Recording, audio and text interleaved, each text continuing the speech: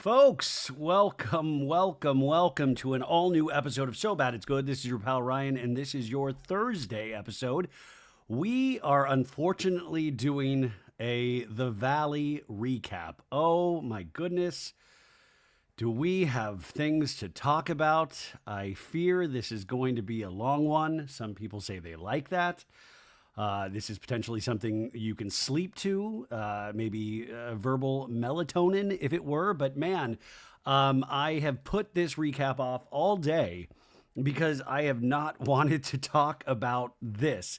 There are certain elements of this episode that I found so insanely funny, and I can't wait for those moments so we can sit and laugh and be stupid together. But there are other moments that I find horrifying. And I find it horrifying from both sides. And we're going to try to talk about all of this. So I want to give a gigantic trigger warning at the beginning of this episode, just because we will be talking about things like SA. And that's a very intense subject matter. And I think especially coming from a guy speaking about that, it is... I'm just going to try to say my thoughts and I'm already stumbling. Hey, guys, by the way, this is going to go good. If you really listen to this first minute and a half, you know this is going to be solid. No, I've been thinking about this.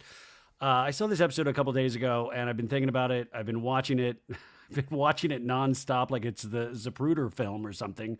I keep watching scenes, and then I watch the damn after show, which we do the recaps of the after show on Patreon, but I will talk a little bit about the after show just because it provides some context and clarification in certain ways. It might also further enrage you. The after show is primarily, I think it's on Peacock.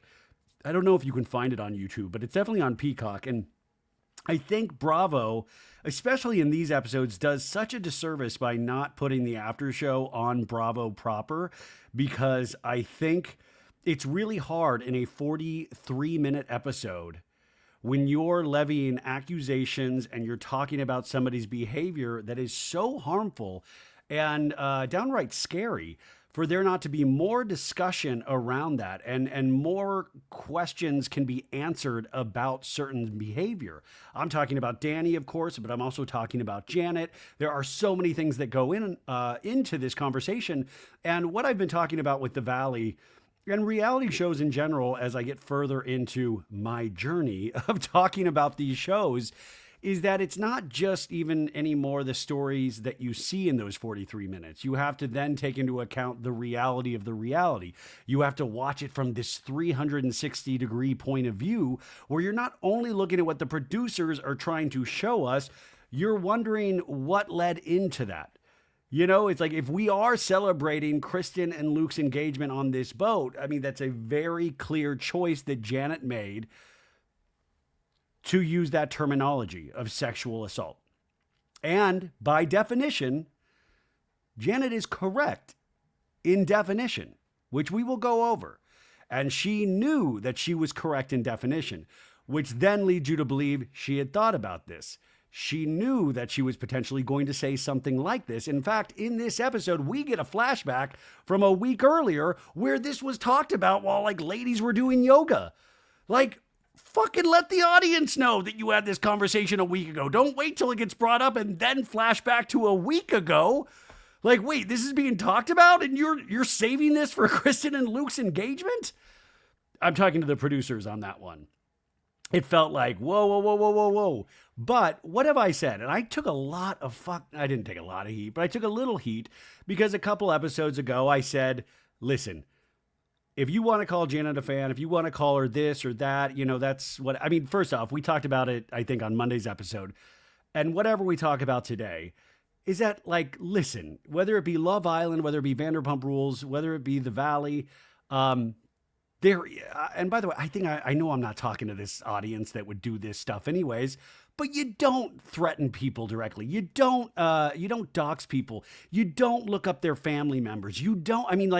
It just breeds more hatred.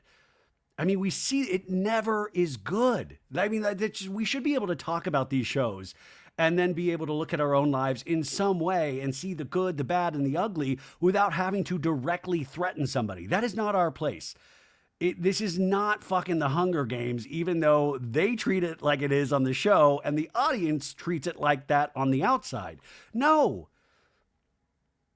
I want to be able to make fun of Brittany going, Schwartz. Are the Schwartz going to do Schwartz? I can't believe Kristen didn't let me. I can't believe Zach. I want to be there to see Kristen's fight. By the way, I recapped the after show from last week. My Brittany imitation is so... It's almost like a big fat Cajun man at this point. It sounds nothing like. At first, it was like maybe you could see some similarities, and now it is so far not. It is a big Cajun man. Is the voice I can't believe. I felt like it was Bubba, Forrest Gump's friend in Forrest Gump. I'm going to have a fresh shrimping boat. I'm going to have a shrimp boat, poached shrimp, and peel shrimp, and boiled shrimp. I can't believe Forrest didn't let me be at his engagement ceremony. I just wanted to see Forrest's face. So I apologize in advance for my Brittany. I mean, I apologize in advance for all of this. Sorry. I don't know. I have so many thoughts. So how this is going to work is that I'm going to lose my mind, and then we'll take a break, and then we'll play. We'll. You know what? I'll try to find a song where it can really cheer us up and cheer myself up, so we can get to actually recapping the episode line by line. So I'll try to think of a song of some sort that can get us there. I don't know. It's not coming to the top of my head right now, but we'll find something and we'll sing and dance to that song together. I'm still on the fence of what that song will be, and we'll get into the recap. But what's great is that there will be a timestamp. So if you don't want to sit here and listen or watch a grown man lose his mind, I totally get it. And you can skip to that timestamp, even though we will still talk about certain themes when it gets to those themes in that. So I just want to protect everybody's peace if that is a worry to some people. Also, before we get into further thoughts before the recap, I do want to say Sierra Ortega from Love Island USA, who was kicked out of the villa for using racial slurs towards Asians. She did an apology video and she posted an apology slide on Instagram. Now, I am not an Asian man or woman, and that is not my apology to accept. I can say I was happy that she did put out something and it seemed well thought out. I think in these days we are so not conspiratorial, but we are looking so deeply at everything, which I think is justified in the times that we live in. But you could say, oh, is this a PR person working this through? And the only thing I will say from a comedic angle at all was that she was wearing an empathy sweatshirt, and that just took me back to Hilaria Baldwin. Hilaria, cucumber. How do you say cucumber? How do you, Hilaria Baldwin? I am Alec Baldwin's wife. Hilaria once wore an empathy sweatshirt for the paparazzi, and it took me back to that moment with Hilaria. So I posted it on my Instagram story, and it really wasn't meant to be shadeful to Sierra, because I think that, I'm so glad that she did apologize, or at least has taken accountability of some sort, because so many people don't. But it did. I was like, girl, the empathy sweatshirt, and she was wearing a jade necklace. And I was like, okay, we get what this video is. You did not need the empathy sweatshirt or the jade necklace, but what do I know? Glad you made the video. So that is out there. And I'm sure Bergie and Taylor will have thoughts on that when we do the final Love Island USA recap on Monday. But yeah, so that is out there. It's on our Instagram story, and you'll probably see it blasted everywhere tomorrow. And we'll talk about that at a later date. But I do find it interesting is that Love Island USA, they find something out about your past, you're gone. You're out. The Valley, you potentially will get a 10-season contract. Vanderpump Rules will promote you. It is very different rules on how these reality shows go about punishment or behavior. And I don't know what the correct answer is. Like, I think it is completely within the rights, and what they should have done on Love Island USA with Sierra and with Ulissa earlier in the season. But then you go over to someplace like the Valley and you have Jax Taylor still on this show. You know, who is admitted to throw in a chair and throw in a table and all of this jazz and nonsense. And then you have Danny, who, even if you like Danny, and I do like Danny, is that Jasmine, who is on this cast, said, this is what happened. You grabbed my girlfriend's butt and you said, go get daddy a drink. Go get daddy a drink. I guess, you know, that's just tacky. But then we find out about a second experience in this episode. Now, that's what I was saying. I was meant to say this a second ago, but that's what I was saying a couple episodes ago, is that Janet is too smart in terms of just knowing how reality shows work to go this hard on Danny if there wasn't something else. And so my suspicion proved to be right. There was something else. And that something else, you'll see or hear on the after show, is still so muddled. There are so many other questions that I would love follow-ups on. And this is the frustration where they had already filmed the reunion a long time ago now, because they wanted Doute and Nia, who were both pregnant and both have their children now. Shout out. Very cool that they are new mothers. Well, I mean, Nia's been, 4 under 4, but it's just beautiful and amazing and all of that. And thank God that those babies are healthy and hopefully happy. But the reunion was filmed a long time ago now, in regards to, like, if you go by reality show timelines. And the after show, in which I'm about to talk about in this first segment, was filmed recently. So there's a lot of stuff that I feel like, damn, it would have been nice to like have the reunion filmed right now, which is when it usually would be filmed, because we have 2 more episodes of The Valley after this, and then we have a 3-episode reunion. So we got 5 more weeks of this bullshit. We got 5 more weeks of bad vibes, you guys. It's like, what is that, Groundhog's Day? If the groundhog sees its shadow? I don't know. It's something like that. But I knew there was something. But I don't know if it was completely proven. I mean, we'll get into that story, and it seems like there was this telephone game of who heard what of Danny saying about this bachelorette party or some fan group that he got too chummy with. And the way Danny explains it in the after show, and then what Jason says he heard and what Brittany says she didn't hear. I mean, it's just so cluttered and mangled. But what I will say, and I hope you can hear this with peace and love, as Ringo Starr will say, peace and love, peace and love. Happy birthday to Ringo Starr. Is that I think what we can speculate is that I think Danny has a little bit of a drinking problem, in the fact that it's not, I don't think it's this everyday occurrence, but I think when he drinks, I think it does affect his personality. And, even just with the Jasmine situation, I think that's okay to say. And by the way, Danny, like he points out, has apologized, has tried to make amends, has tried to make that situation right. But when you're hearing about more experiences, I think, and this is a very personal thing for Danny and Nia, so I don't know if it is, I don't think it is the right thing to go through a court proceeding on this show. I don't think it's equipped for that. I think it puts the audience in an extremely weird place. We're already angry about everything. And I think this is something that I would imagine, and I hope, because I've seen Nia in small scenes, that I can only imagine the conversations that are happening privately between Nia and Danny over this last year. Because I believe the second incident happened after the Halloween incident with Jasmine. So I totally get having these conversations in private. And I don't think when it comes to something this serious, it should be aired out on the show.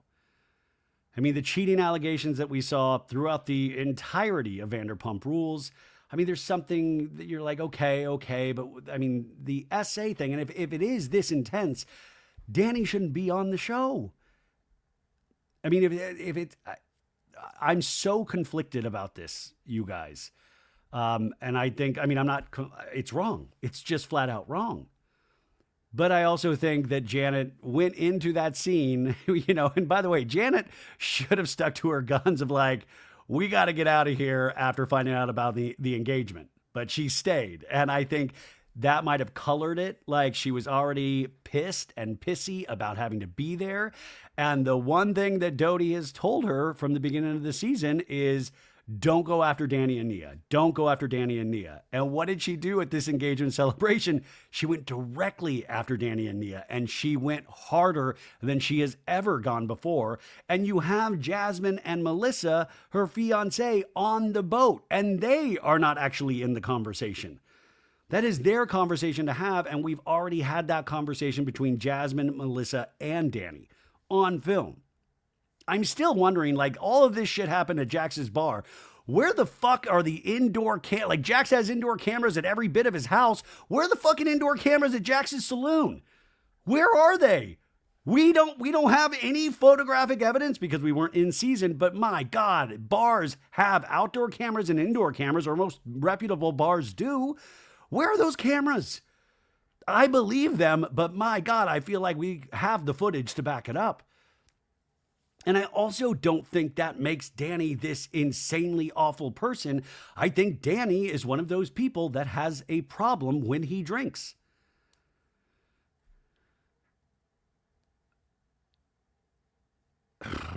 I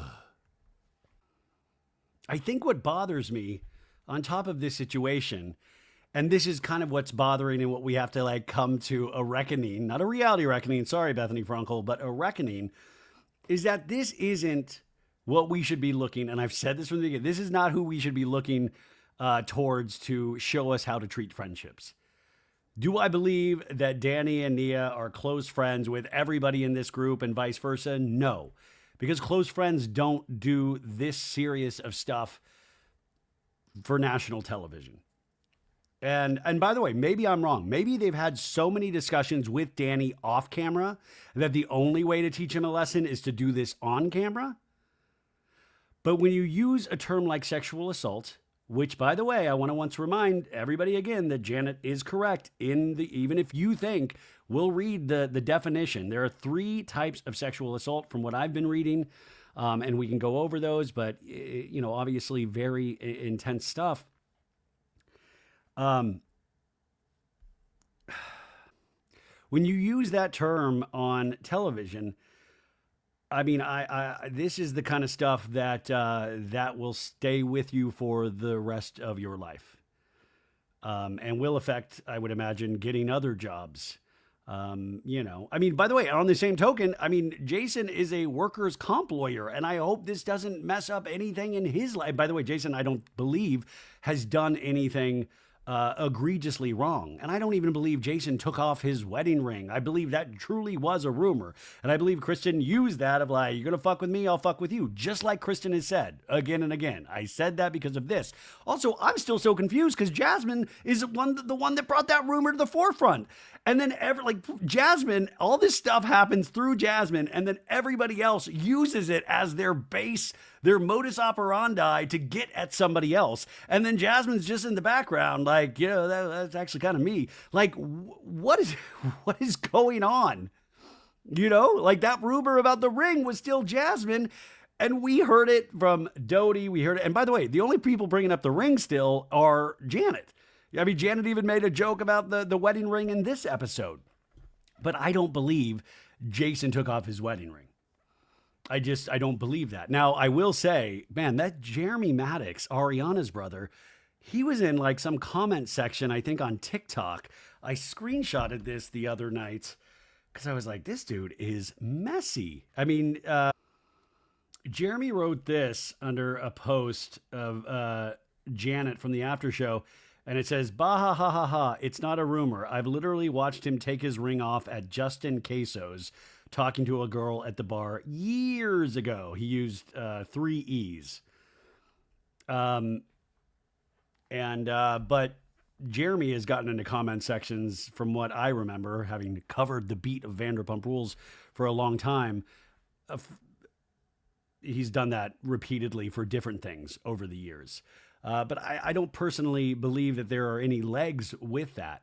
But when you throw out these kind of accusations, these things have a tendency to pick up steam.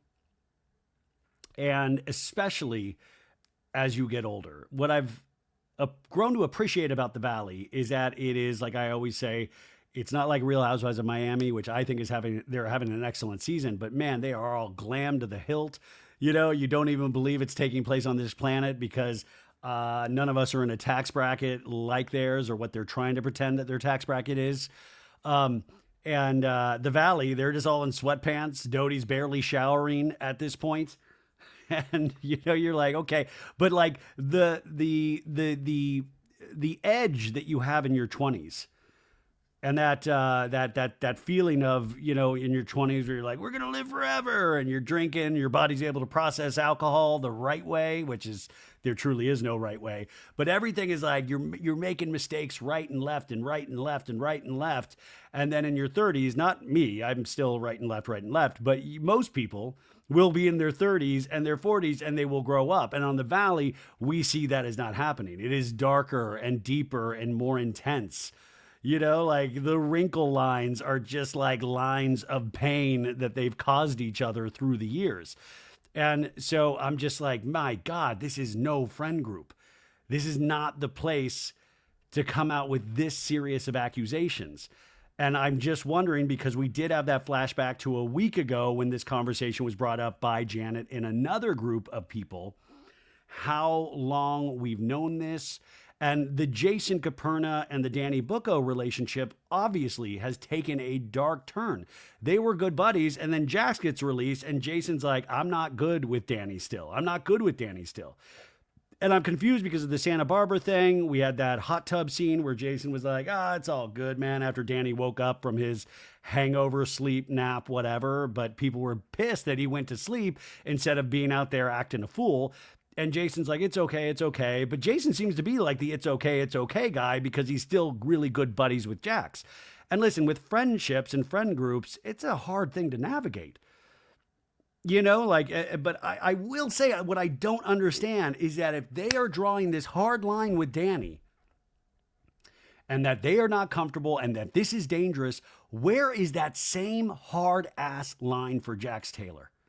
And by the way, we can walk and chew gum at the same time. We can be mad at a bunch of different people. It happens every day.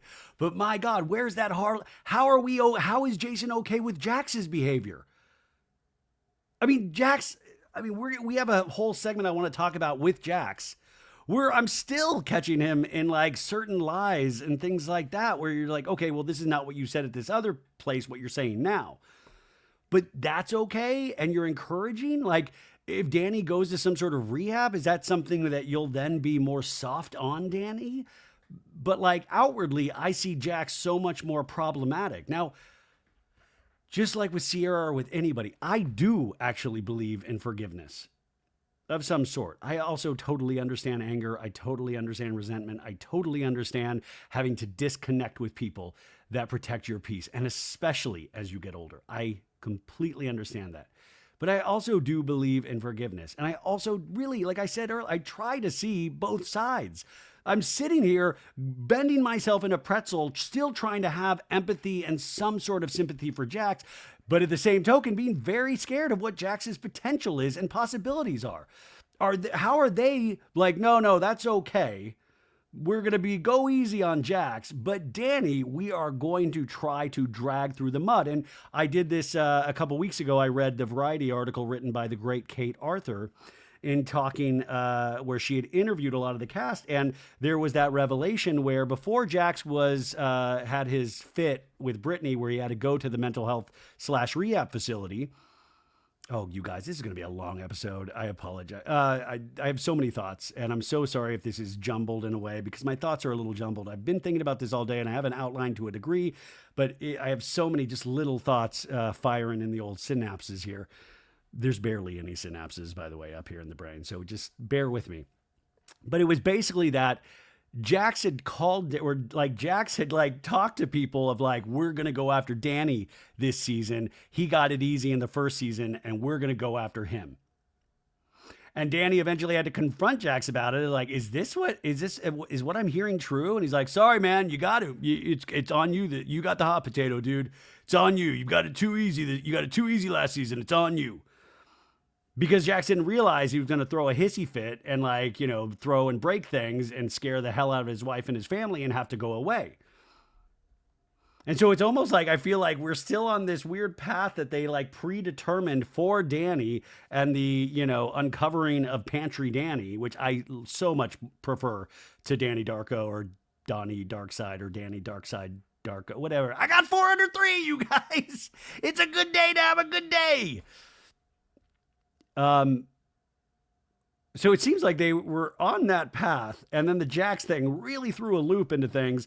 And so we're still on this. And I think that's why it's such a confusing viewing experience for the audience, because we're like, wait a sec, this Jax thing is so fucking intense. And especially because we've seen this guy's behavior since 2013. We've seen his moves left and right. Danny is still a new character for us. We are still getting to know Danny. And to that point, even though Janet's been in the Vanderpump Rules multi-extended universe for a very long time now, we still don't know Janet that well, according to the show. We know she likes Dave and Buster's. We know she's a good mom. We know she's married to Jason. But like we don't have anything really to humanize Janet. So week after week, she is throwing shit at the wall. And, I don't know. Like I said, I know Janet a little on the outside, and this has never been my experience with Janet. But when you know somebody just and my experience has always been really fun and talking about, I know she loves reality television, not even Vanderpump Rules. I'm talking 90 Day Fiance. I'm talking Love on the Spectrum. She's a lot like us when it comes to watching television. But yes, when you watch her on this show, I mean, she is throwing everything at the wall. And I'm like, usually they will do something just from watching reality television to balance a character out. And we are getting none of that. I mean, like, bring Janet's mom. Like, Janet's mom, I've not met her in person, but I've, seen her on social media. She seems funny as hell. She lives in their backyard house, like, to help with the baby. Like, bring on something to humanize Janet. And by the way, that's, I know, not something that you want to hear right now. And we will have a segment of the show, which, by the way, like, this could be a 24-hour live stream, because I did put out a question on Instagram today. I wanted to know what people were mad and happy about with the Valley. And my God, people are angry. And my God, did I get too many comments that I will not be able to get to every one of those comments. But the overwhelming majority is against Janet. And I am not here to try like, you're wrong, you're this. If you are watching this, I understand aspects of that anger. But I also just want to gently point out that the Danny behavior is troubling. And I will say that liking Danny. I like that guy. And so what I hope from all of this is that this is a huge wake-up call for Danny, because I don't think this man is evil. And that's the other thing. I was having this conversation the other day with somebody, because you'll hear me on the show and I will sometimes ask, like, do you think you're a good person? Do you think you're like, good and bad? And those things, those childlike thoughts that you have when you're a child. That's always stuck with me. Good and bad, good and bad, good and bad. But that's not life. Yes, there are evil people out there in the world. That does unfortunately exist. But I would say the overwhelming majority, it's somewhere in between, is that we have both. There are seasons of life where you will have a bad season, and that bad season could last for years. And then there are seasons of life that you understand life better, that life has been kind to you, that you have learned about yourself a little bit more. But I think sometimes I want to just put people in boxes of like, that's good, that's bad. And that's not the reality of life. And reality shows in particular ask you to say, this is good and this is bad. And that's not the reality either. And that's why reality shows will also pull a rabbit out of a hat. And then the next season, that thing we labeled bad, all of a sudden they're good. They're good. I kind of like that person. I always talk about Doute's arc. Not on the Valley, but on reality shows in general. People have a short memory, is remembering when Doute had gotten the most hatred. And my God, I am so happy to see where Doute is now. Truly, Like, man, it really, I feel something when I see her and Luke, and like the thought of them having a child when they had lost a pregnancy and going through what they had gone through, and seeing that like Luke is this strong, silent type that dresses so weird and loves to highlight his nutsack. But what I think I can see is that he has like, I love this woman. I love this woman. I want to be with this woman. And my God, that is good to see. It's like nice. It's refreshing. And that's what we call a character arc. Unfortunately, these are real people. And it's not somebody in like The Godfather where you see him over a trilogy and like, wow, Al Pacino's still very bad. He's very bad. He's like the head of the mafia. He's never going to escape criminal activity. Like, no, these are real people. I don't know. I don't think The Valley is going to last more than 5 seasons, not because of ratings. I just think they will genuinely kill each other. Like I think it's going to have to peter out. Even though there's always going to be people in the wings, this friend group has like tentacles. There are people just waiting in the wings, waiting to be pulled up from the minor leagues into the big show. And the big show is The Valley. So who knows? It could be passed down from generation to generation. I don't know. But I don't see this kind of darkness. Yeah, there's that word again. I don't see this kind of darkness lasting for more than 5 seasons. I don't think we could handle it. Like I don't think like I said last week, there's no way you're going to be like, let's get The Valley back to the fun show it was. It's never been a fun show. It is not designed to be a fun show. And if these were the people involved, you're not going to get a fun show. You will get fun segments. You will probably get a scene next season where Doute and Janet, it'll probably be in the latter half of the season, find not a common enemy, but something stupid to laugh about, like fucking Zach will like fart in front of everybody and then they'll laugh and they'll catch each other laughing at Zach's fart and they'll be like, and it'll be a moment that the audience notices and go, oh, that's kind of nice, right? That's kind of nice. You're going to have small things. I don't think at this point it would be very shocking, but it's not impossible for them to be friends again. But I think this is just getting to such a degree of intensity. But yeah, by the way, I hate to keep apologizing, but I know I'm going on a rant here. So like I said, timestamp at the actual, but I just have a lot of thoughts that I'm trying to piece together and I have some notes. So I'll go through these notes a little bit. Is that I feel like Bravo in general, it's gotta be a horrible business to be in. As much as I love it with everything that I am. But it's got to be a lot like investing in the stock market. Is that when it's good, it is good. But eventually the stock market is going to crash. And we've had so many incidents. I mean, I was thinking about Southern Charm with Catherine Dennis. And you go back and watch that first season of Southern Charm. And it's so funny because the audience I don't remember feeling this way at the time. There's some sort of phenomenon that in the moment, you don't realize how dark and damaging it is. The Valley is a little different. I think we realize pretty quickly, but usually we don't. Like, remember that first season of Southern Charm and Catherine Dennis? She's hanging out with a bunch of 50-year-olds. We got Thomas Ravenel. Oh, yeah, I'm Thomas. Like, she's a 19-year-old girl. And Catherine, I think, suffered massive trauma because of Thomas Ravenel and all of those guys, to be honest with you. Is that at any moment you are investing in people that at best you're hoping that they fail to some degree because that makes entertaining television. It is a hard business to make money in. Like even Love Island USA, it's like they've tried to do their best to make it all fun and breezy. Like, let's have the guys play a basketball game, even though Ace is only 5'5". Like, hey, let's bring the fun back. It's too late, or at least in my head, it's a little too late. But they're trying to, and at times Love Island USA or UK as well is such a great example of, man, that show can really be fun. It can really be something. And we've seen Vanderpumpers have a really good time. We've seen Summer House cast members have a really good time. Have we seen the group of the Valley all getting along? I don't think we have. Also, with these cast members, and especially at this point in their lives, these are all friends of Vanderpumpers or Vanderpumpers themselves. And in a way, they were raised on reality television. And not just Janet, not just as Doute. Did Doute coin the term fanet? Who did that term? But you know what I'm saying? They've all been raised on reality television. They've all, like I was trying to think if I was on reality television, I think I would just overthink it so much and I would be so aware of the camera and I would be second guessing everything that I say every second of the time. Right?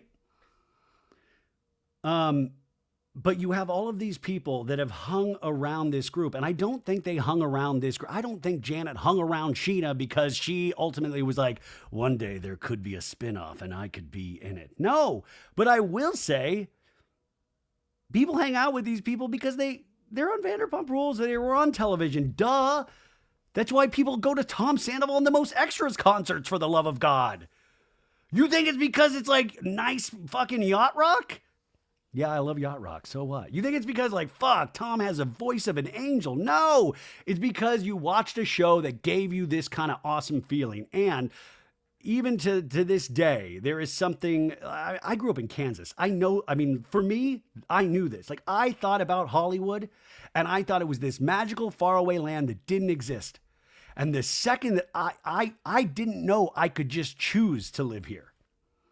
And I still will go down Sunset Boulevard and I will be up and down in my emotions. I battle depression. It's pretty, and I fight against that so much, but my God, it is still so thrilling, even in the times that we are in, to be on these streets that inspired me, that I watched so many movies and television shows and so much amazing music came out of here. And you see the Hollywood sign. And yes, there's a lot of bad things about Los Angeles, but my God, it is still a glorious city. Truly. And I think a lot of people have that feeling. And you get around somebody that was on a television set, that was on your phone or your iPad or however on your Apple Watch, however you watch this show. There is something still that is so alluring and captivating. I've seen it. I've wanted to be a part of it. I remember thinking it was the coolest thing 5-6 years ago. And it's not. You kind of grow out of that, or you realize the reality of that situation is that this isn't glamorous. Man, this is like a fucking horror movie. This is like Midsummer. Like, no. And that's my other thought that I keep writing down. Is it worth it? Is this worth it? Is it worth it for Danny? Is it worth it for Janet?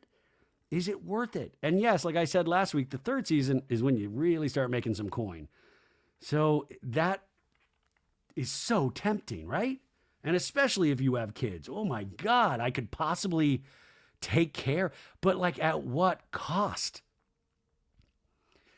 That's what I keep going through, man. Like just the amount of hatred, the amount of commentary, or even just the amount of jacking somebody off. Yeah, I said it, of stroking one's ego of like, oh my God, you're the best. I see it all the time. I do it sometimes. I'm not a big, I like what I like, and my God, I like it. But you'll see some people that are just like, are you planning to put up a 4-story condo in that person's asshole? And I just keep thinking like, my God, like overall, which by the way, Rachel Leviss, the artist formerly known as Raquel, I saw this TikTok video today. Somebody posted on Reddit that Rachel is pregnant with her boyfriend. But it's on Reddit, so I didn't, and it doesn't seem to have popped up anywhere else. So I don't believe that to be true, but I was sent this video and I was like, oh shit, but like you can post anything on Reddit, so who knows? But I will say what I've always said is that I am so happy that Rachel is not on reality television. And my God, you know what? To be honest with you, I kind of hope she is. Well, no, I hope she isn't, because if she is pregnant, she has a kid. That's automatically on the cast of The Valley. You got a kid that we can scar the audience by watching you play with a kid? Come on to The Valley. No, but like I was thinking if she had a kid, then she'd be like, she's off reality television. Didn't think hard enough about that one. It means actually she's more suited for The Valley than ever. But like, like The Valley is this feeder system. Like eventually we'll get Sandoval and his girlfriend, Victoria, but I just don't know. Like, Jax, I get it. Like, what else? Is Jax going back to school at this point? He's like, you know what? I've decided to put reality television away and I'm going to go for my doctorate. Like, he's probably already told people he has a doctorate. So I understand in Jax's case, like, and I think there's a real fear there of like, what the fuck do we do with the rest of our lives once you get a little reality show fame? And yes, for a while, it's probably got to be a lot better than having a 9 to 5. my God, even doing this podcast is so much better than my old job. So better than any other job that I could possibly have. But I don't know. I don't know. Like, right? Like, is it worth it? Is it worth getting death threats? Is it worth some insane middle-aged man doing a 3-hour podcast about your show? Is it worth that? And I think all of these people have to have a really tough conversation with themselves, but they all still want to do it, man. Even Zach on the after show is like, "Are you kidding me? Like, I've interviewed for many reality shows, and like, yes, I want to be here." Tin roof rusted. I love saying tin roof rusted. And there's nothing wrong with that. I just think, like, when you're 60 or 70, what do we do then? What's the plan? It's like in the NFL. Do you have a bank account? Are you putting the money away? What's going on? Can you get CTE from reality TV? The jury is still out. I would argue that you can. And I will say, like, people like Zach, he's auditioned for seasons of Vanderpump Rules, I believe. There are so many people that I've talked to through the course of this that would, every year on Vanderpump Rules, they would start poking around and the producers and doing interviews with people and seeing what fits and what doesn't. And, you know, I talked to many people that they're like, man, this is the third year in a row that I've like talked with producers and they don't feel. Oh, Jesse Montana. Remember Jesse Montana? He was on the show once. He was talking about that, where he had interviewed every year and he would be in the background of scenes or he would be here and there, but they just didn't have a place for him. And so when you get that place, you got to feel like, holy shit, I struck gold, even though they pay you nothing in that first year. And like we said, I said on Monday's episode, I was watching Jersey reunions from seasons before last weekend, and I was watching earlier seasons of Beverly Hills a couple months ago, is that, like I said, these shows have always been dark, which I had to remind myself of, but I think what it is that we've changed. You know, we've changed as an audience. And I don't mean that negatively. I just mean like we've had a lot. But just think about it. We had Russell Armstrong, Taylor's husband, that unalived himself. Russell sued members of the Real Housewives of Beverly Hills before he passed away because people were talking about him. I mean, we have a scene where Taylor Armstrong is admitting that she was physically abused by Russell, and the women are like, I don't know, like not fully believing her. It was so dark. We have Kyle telling her sister on camera, "You're a goddamn alcoholic." I don't think she said goddamn, but you know what I'm saying? We've had darkness. And we've got to get to a place where the audience, and, you know, we sometimes make things worse. And we don't want to ever make things worse where somebody does have a really bad night, or like Jax Taylor says, I saw red and I threw the table. But you don't want to have the other end where they saw red and they, I don't know, you guys. It's going to be a real long one.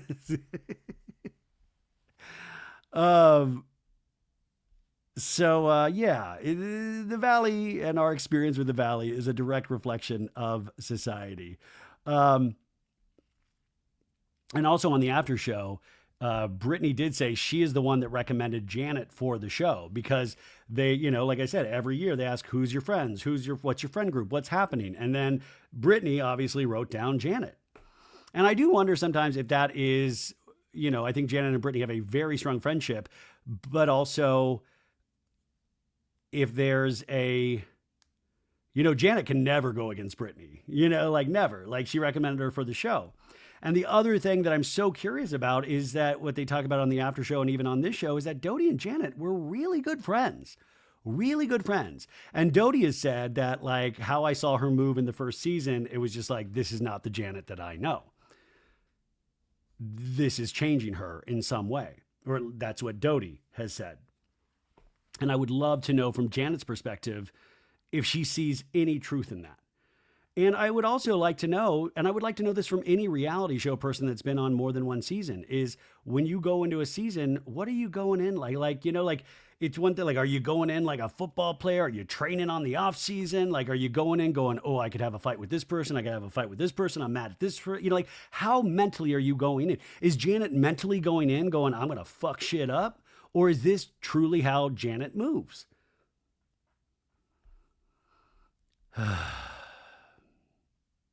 Okay. Thank you for hearing the rantings of a lunatic. And now we will try to find a song that can cheer us up. Okay, if only there was a song. If only there was a song that could bring us all together after the intensity and the mumbling and the fumbling I just did for the last 45 minutes. If only there was one. You know what? Let's try this song out and see if it works. This is one of the first times I've played this song, so I hope this is good. Here we go. Just give it a chance. It's a song. I think it's a newer song. It's called Raise Your Glass by Memoir featuring Dina Deadly. Here we go. Oh, immediately it's good. Oh, my God. Woo, I forgot everything that I just talked about. Forget about the darkness of the valley.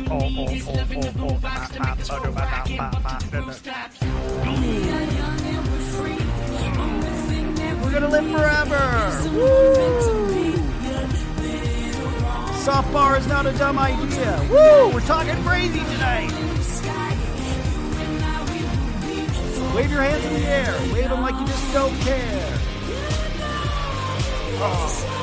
When I move my hands like this, it counts as steps on my step counter.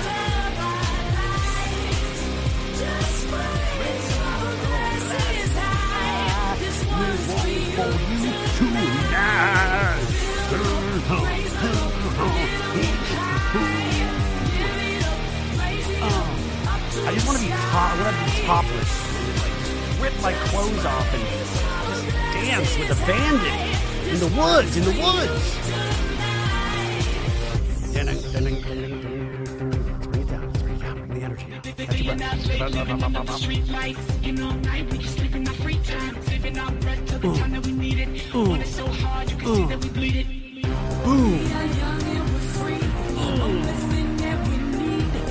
Imagine this 80,000 people playing this song. Holy balls. Before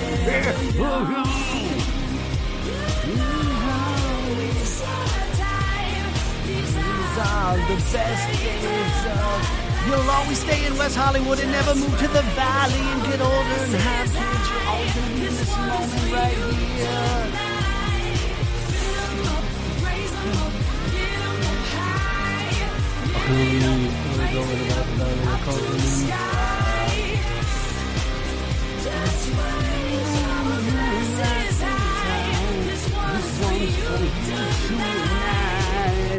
What if Eddie Vedder sang that song? Like, these are the best days of our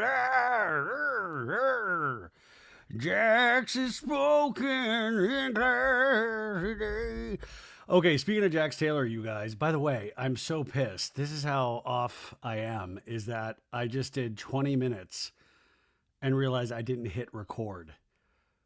And I'm sitting here acting like a fool, and I didn't even have it recorded. So I have to go back and do this segment again. And this segment is about justice for Jax Taylor. No, I don't actually mean that. I'm talking about the Twitter account that we talked about a couple weeks ago, Justice for Jax Taylor. I am praying to God that this is just performance art, that this is just a joke. This is like an Andy Kaufman-esque joke. It scares the shit out of me to think that this is real. But I have not checked this account out in a while, and I looked at it today, and we got to go over some of these posts. Let's bring the levity back. This is one from 5 days ago, 4th of July. And this person is really adept at using AI, artificial intelligence.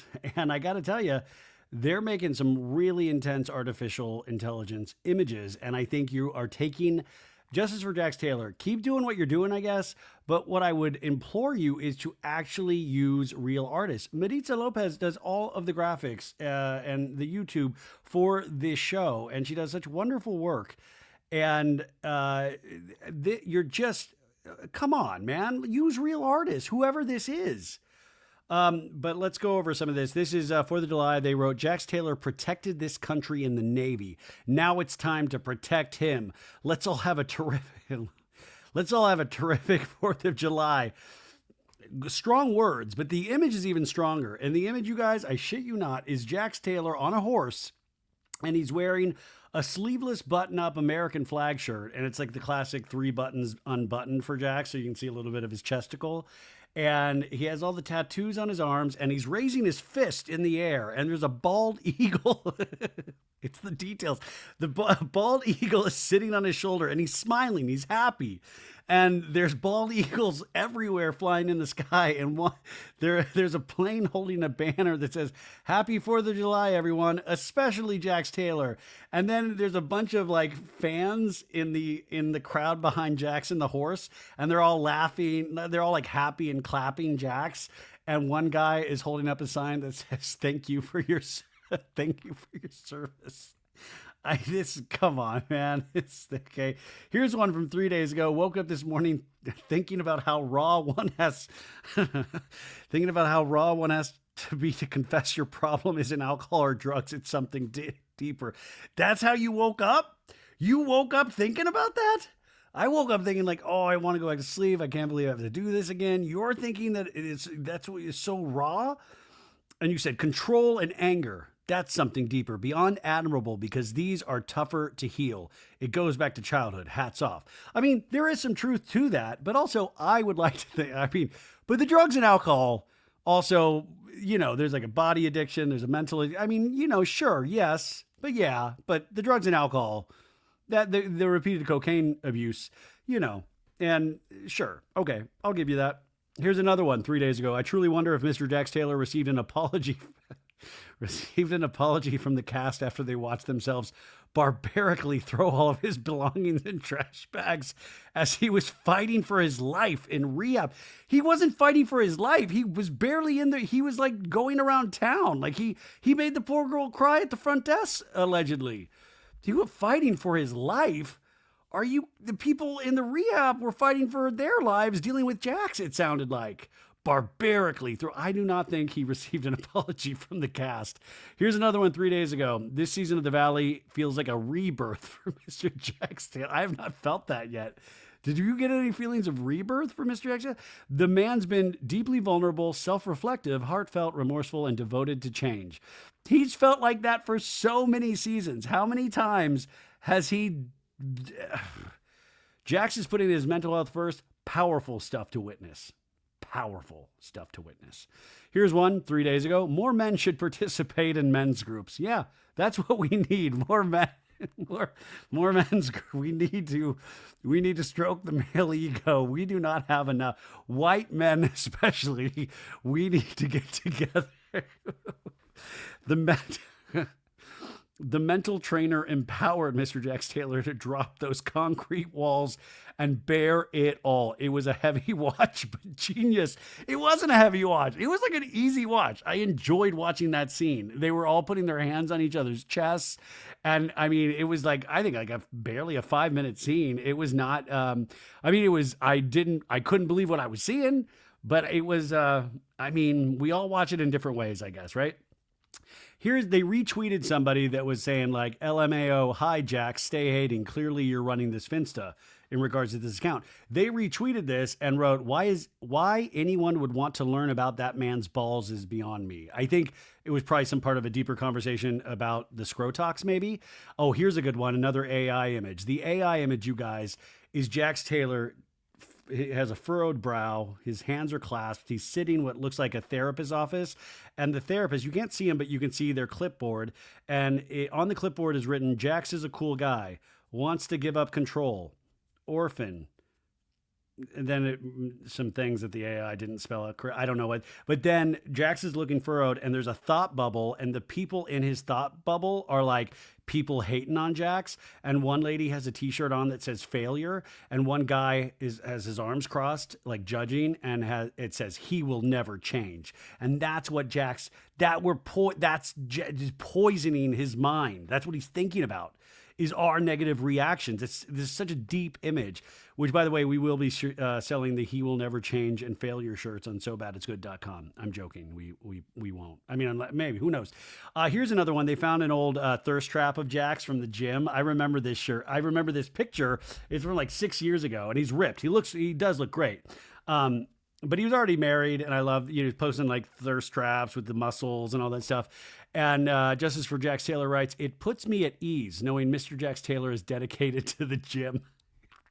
Puts me at ease as well. You know what? Sometimes I get so just in my thoughts and nervous and frantic, but then I'll be like, Jack's hitting the gym. That is putting me at ease today.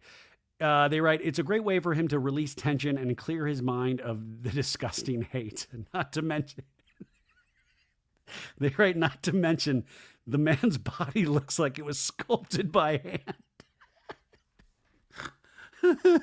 Sculpted by. I love that. I love that on top of being like a Jax fan account, it's an extremely horny fan account. Sculpted by.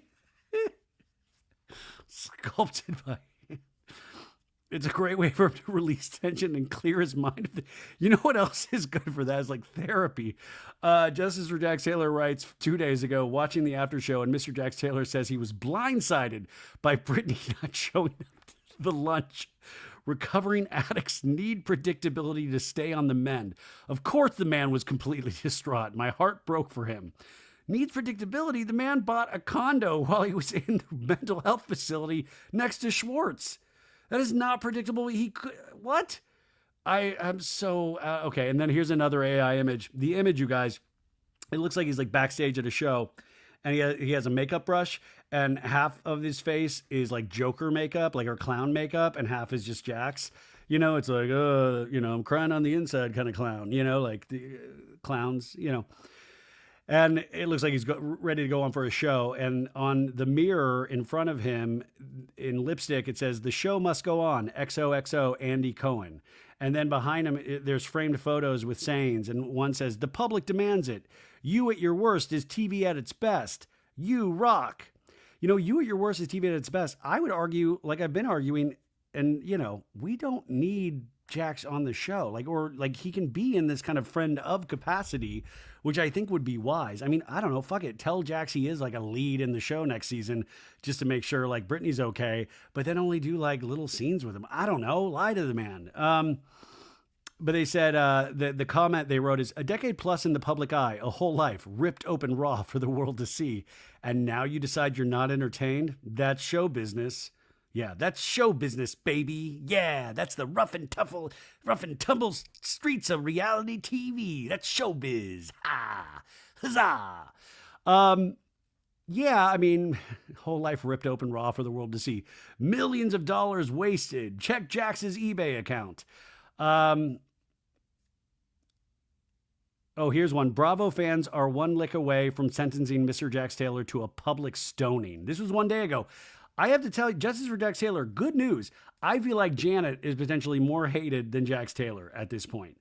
So where is your Justice for Janet Caperna account, Justice for Jax Taylor? I feel like Jax is not really, he's barely in the show. I mean, in fact, I think people are like wondering, like I always said, like, why are we going after Danielle? We got Jax Taylor right here. He's like, I feel like the show has gone easy on him in so many ways. And then it retweets a people thing about Jax was on a podcast this week. It was like a men's podcast, and he talked about his sobriety and that he's not going to touch drugs again, which, my God, I hope that is the case. I really do. No matter what, I mean, I do hope that for Jax, or I hope that for anybody in recovery. Here's one from 3 hours ago. This is an AI image of what AI thinks Brock Davies, Scheana's husband, looks like. And he's, by the way, the legs in this AI are not Brock's legs, but the legs in this AI image are exactly like my legs. They are so beefy. My legs are so beefy, and these look exactly like my legs. But it looks like Brock's like, "Hey, it's me, Brock." And he's wearing some sort of spangly top.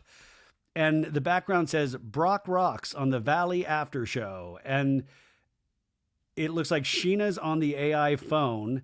And then there's a notepad that says, "Jax talk points. 1, I'm sad with Jax because he's working on himself." Then it skips to 3. The AI skipped 2. 3, I hate Jax because they told me to. Another 3. I'm mad at Jax because he's a great father. So Brock is I'm mad at Jax because he's a great father. And the comment 3 hours ago says, no disrespect, but why is Brock on the people's couch speaking on Mr. Jax Taylor and the group? Jax seeks the advice of highly educated and highly effective medical professionals. Yeah. Did you see that car salesman, the Jesse's life coach? Like, it's a medical professional that they're laying hands on each other man's boobs. Like, are you kidding me? What does Brock bring to the table that the PhDs don't? So this person is not happy with Brock Davies. So yeah, that was, I just did that segment twice in a row. This is how daffy I am, you guys. On Tuesday night, I was making a salad. And I must have learned from the Kendall Jenner of cutting a cucumber, and I sliced my finger up. So I just ate lettuce because I was like, I can't cut anymore. And then the blood was like, I just am not good with blood. And it was like it was pretty deep. And it gave me like a blinding headache. And I didn't put out a show on Wednesday because I was like, I can't, look at me. I'm falling apart. Can't even cut a cucumber. I do want to talk about briefly this podcast that Jax went on, okay? Okay, so this is a podcast that Jax was on, I think, this week. It's called We're Out of Time with Richard Tate, and it seems like an older man having a conversation with Jax. Seems like a serious podcast. And here is from a TMZ article, a little piece of that interview, okay? He's obviously he's talking about his son. One day, he was in the other room when I threw the bar stool and I threw the table, which is, again, if I could go back and change one thing in my life right now, that would be it. The way I handled that. It was anger. It was rage. It was the fact that I just couldn't deal with it. And again, the drugs and the alcohol, I saw red. I just saw red and I saw nothing else. And again, how could this be happening to me? I'm Jax Taylor. The fact that it was my friend that she hooked. I think the main thing was, the reason I got so upset is because I know the guy. He was a friend of mine. It wasn't like, oh, it was just other guy, whatever. It was a friend of mine that she was sleeping with for months. But weren't you sleeping around too? Not until I found that out. Oh, and then you did it? Yeah.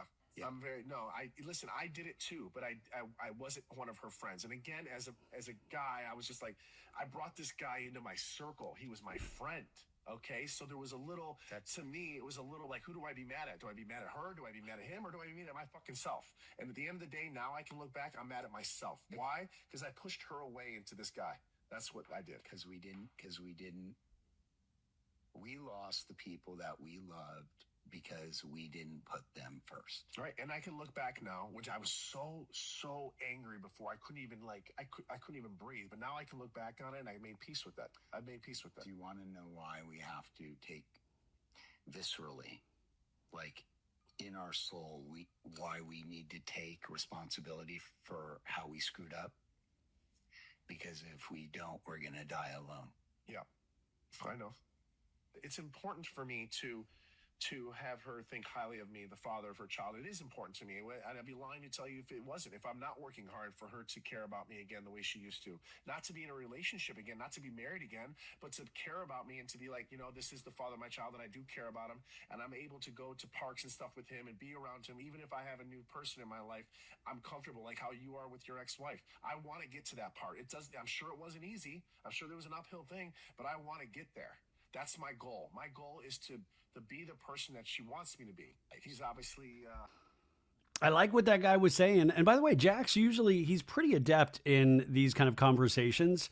But the one thing that I was like, wait a sec, when he called him out about Brittany hooking up with his, quote unquote friend, he was like, well, weren't you sleeping with people too? And he's like, no, not until afterwards. But no, that's not true. Brittany said it was happening before. He was sleeping with people before she was ever with Julian.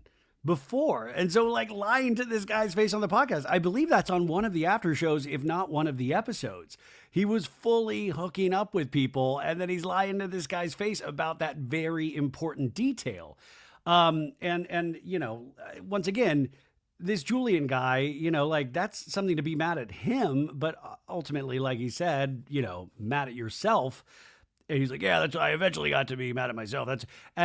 Jax always has these kind of pie in the sky, like this is what I want to be, this is where I want to, and I think we all have that to some degree of like, but it's really putting the plans together to be able to do that wholeheartedly for the rest of your life. Now, this was from that interview as well. He said, I know for a fact, and I know you're not supposed to say it, but I know for a fact I will not touch drugs and alcohol again. I know that. I have no interest in it. I'm not triggered by it. I'm not going to ever stop going to AA for the rest of my life. I love it. It's like a drug to me. It's like a drug to me. I love going and meeting the guys. Uh-oh, more guys. My sober friends. I've shifted from my drunk friends. Now I have a sober group of friends. We have a great time. We go out to dinner. I hope that is all true. I hope that is all true. I really do want that for him. I do get worried that it's all guys. Like maybe we could widen the circle a little bit. Like it's a bunch of sober dudes. I mean, listen, I hope for Jax that is all very true. But, since he has a pattern of behavior of just lying that we've known for the last 13 years, like, man. But it almost, what I was also thinking is that it gives you a little insight into, because I don't think they're going to let him go, into season 3, is that we're going to see Jax potentially going to meetings, which I don't think you would ever be allowed to film in there, or I would hope not. But remember when Laura Lee on the first season, Jax went to one of her meetings and then he broke up with her directly afterwards on the sidewalk. Do you remember that? That's what I was thinking about. But like, that's where I'm thinking his storyline is going to lie, in what his new daily behavior is. By the way, Justice for Jax Taylor must have loved that podcast. They must have shot a gigantic load, man or woman, once they listen to that. And by God, when you listen to that podcast, you're like, this sounds like a man whose body has been just sculpted by hand. Finally, let's get to this fucking episode. Here we go. Okay, season 2, episode 13. It's called The Cruise from Hell. What a great title. It invokes so many cast trips from hell and boat trips from hell, from Real Housewives of New York, Ramona shitting on the boat, all of that stuff. So The Cruise from Hell, you're like, okay, this sounds promising. And the description is once again the same description as last week. From bottle service to baby bottles, couples find their way out of the young and fast life of the Hollywood lights. I love that whoever is writing the descriptions, it thinks the valley is so dark they've stopped writing descriptions for the fucking valley. Are you kidding me? So we start off and we see the beautiful Hawaiian ocean and a sunset, and you're like, oh, this is kind of beautiful and pretty, and I forgot Luke and Kristen got engaged last episode. And then all of a sudden a big Janet Caperna head is like over the ocean, and she's like, you spread rumors about my husband. And you're like, what the fuck is this, like Moana? What the fuck is this? And then all of a sudden we hear a voice that said Doute yelling, and we have a Doute over the ocean saying, you said Danny sexually assaulted. And then we see Melissa, Jasmine's fiance, go, can you all please stop talking about me and Jasmine? They're all like superimposed over the ocean. And then we see Jason Caperna superimposed over the ocean saying, why are we in a world where if somebody makes a mistake, it can't be talked about? And then Zach screaming, we just want the truth. And then Kristen saying, don't make me knock your ass out. And Janet going, knock me out, Kristen, and knock me out. And then we see the ocean again. And Kristen says, if someone fucks with my friends, I will take you down. I will take you down to Chinatown, baby. And then the screen goes to black. And the Valley logo comes on the screen, and all of a sudden we hear like Mele Kaliki Maka is Hawaii's way to ruin everybody's life today. That's the island greeting that I send to you while Jax is with Schwartz in the valley. Anyways, there's some Hawaii music playing. We're seeing the hotel, all of that jazz. We see some little animals, and we're in Kristen and Luke's presidential suite where we left off last week, where everybody just found out for the most part about Kristen and Luke's engagement. And guys, one of my wishes came true last week is that James May, Kristen's clothing company, they have released an official Kristen and Luke engagement shirt like all of the cast are wearing. And I said I really wanted one, and they put it up on the James May store. Now I go there, and this just and then I'm like $35. I'm like $35. I don't know. I don't know if I can spend $35. I think I'm gonna. I'm so cheap. I'm like $35. Can we? I'm like, should I DM Luke? Can we haggle this price? What about? Can I give you a 20 spot? Come on, for the baby. But yeah, that shirt is out there, and so many people messaged me about that shirt. So thank you so much. We all shared in that excitement. Anyways, Doute, freshly proposed to. Luke is there. And Zach's like, congratulations! And Benji, Zach's boyfriend, is there. Michelle is there. Hot honey man Aaron with the eyes, he's not there for some reason. Nia's there. Danny's there. Jesse Lally's there. Brittany is there. And Brittany goes up to him, remember, because Brittany was like, I can't believe I'm on the boat. I want to fish. I love fishing. Come on. And she's cheers and she's like, I love you guys. I'm so happy for you, even though I didn't know about. Oh. And everybody's cheersing them. And Luke's like, future Mrs. Broderick right here. I'm going to get this lady pregnant. Hey. So they all cheers again, laughter. And Zach's like, there's hors d'oeuvres downstairs, blah, blah, blah, blah, blah. We only have the food till 10. So if you guys want to like kiss and then come, that'd be great. Luke and Kristen, love you. You have 5 minutes. Ukulele music is playing, and now we're downstairs on the property of the hotel. We see a little ukulele man and a hula lady, and there's some some skewers.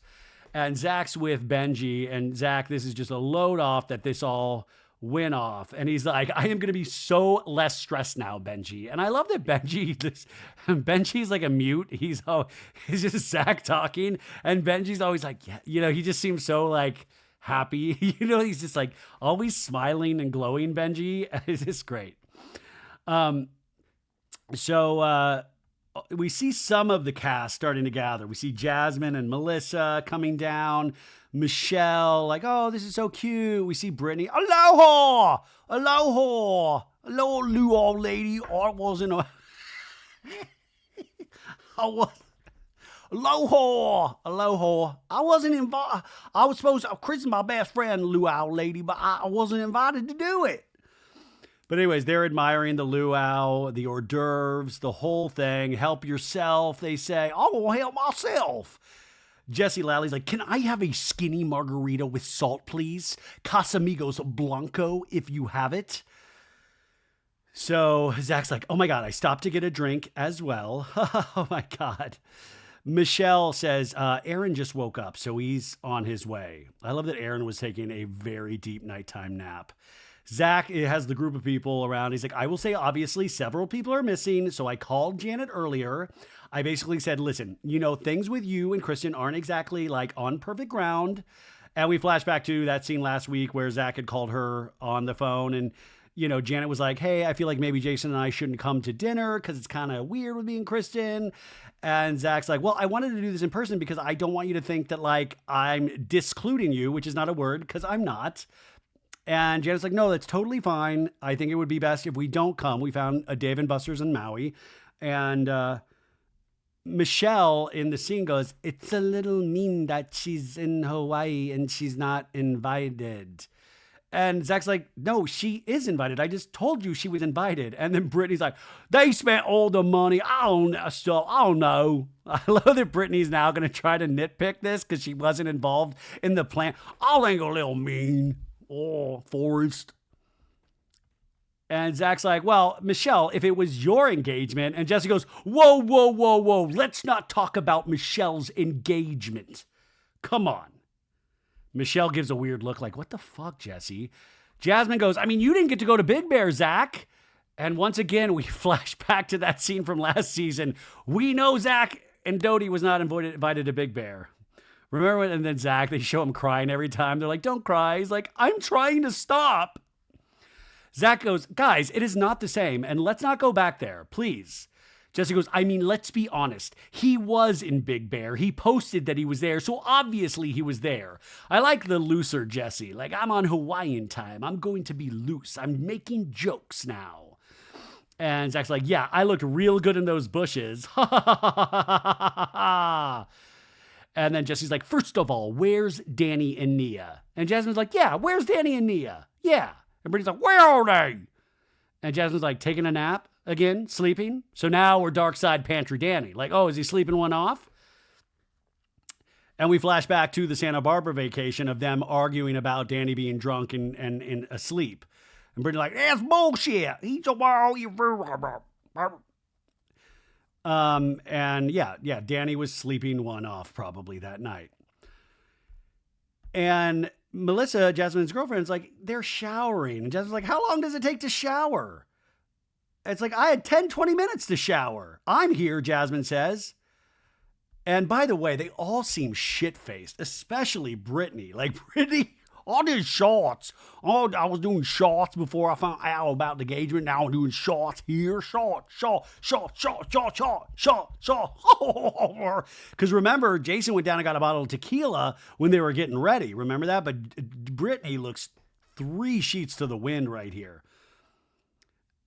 And Brittany all of a sudden tries to take this weird stand of like, well, if everybody ain't going to be accountable to do things, I'm just going to leave. Danny and Nia can't get down here for shower. Dude, Danny and Nia were on the fucking boat. Like, can they not have a little time to give? They're not going to be down here. If everybody's not going to be accountable, I'm not going to do it.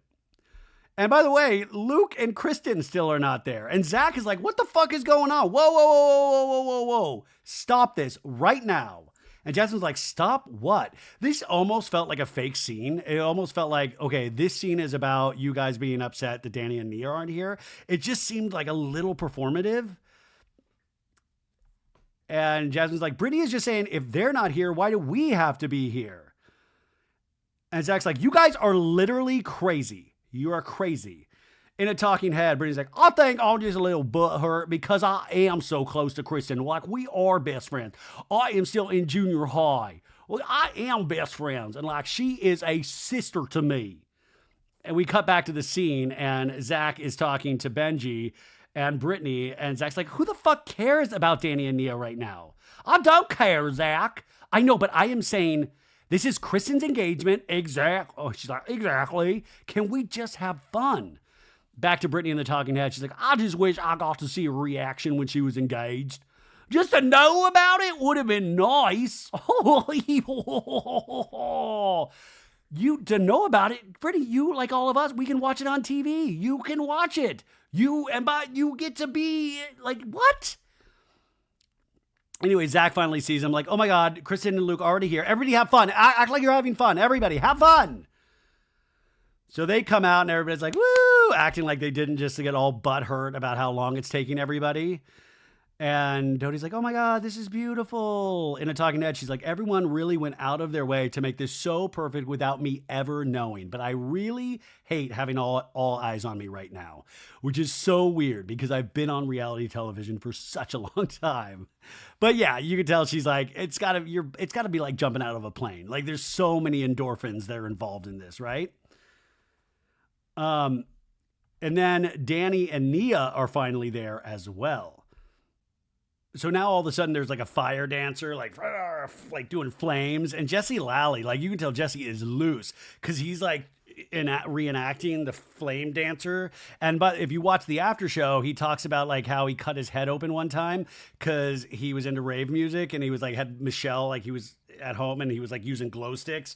And then he was like in a yoga pose all of a sudden and then like cracked his head into like some table and it was like bleeding everywhere. This dude, I love that on top of everything, we find out that Jesse's really into raving and glow sticks. So he's like sitting there, like acting like he's like, I am the fire, da.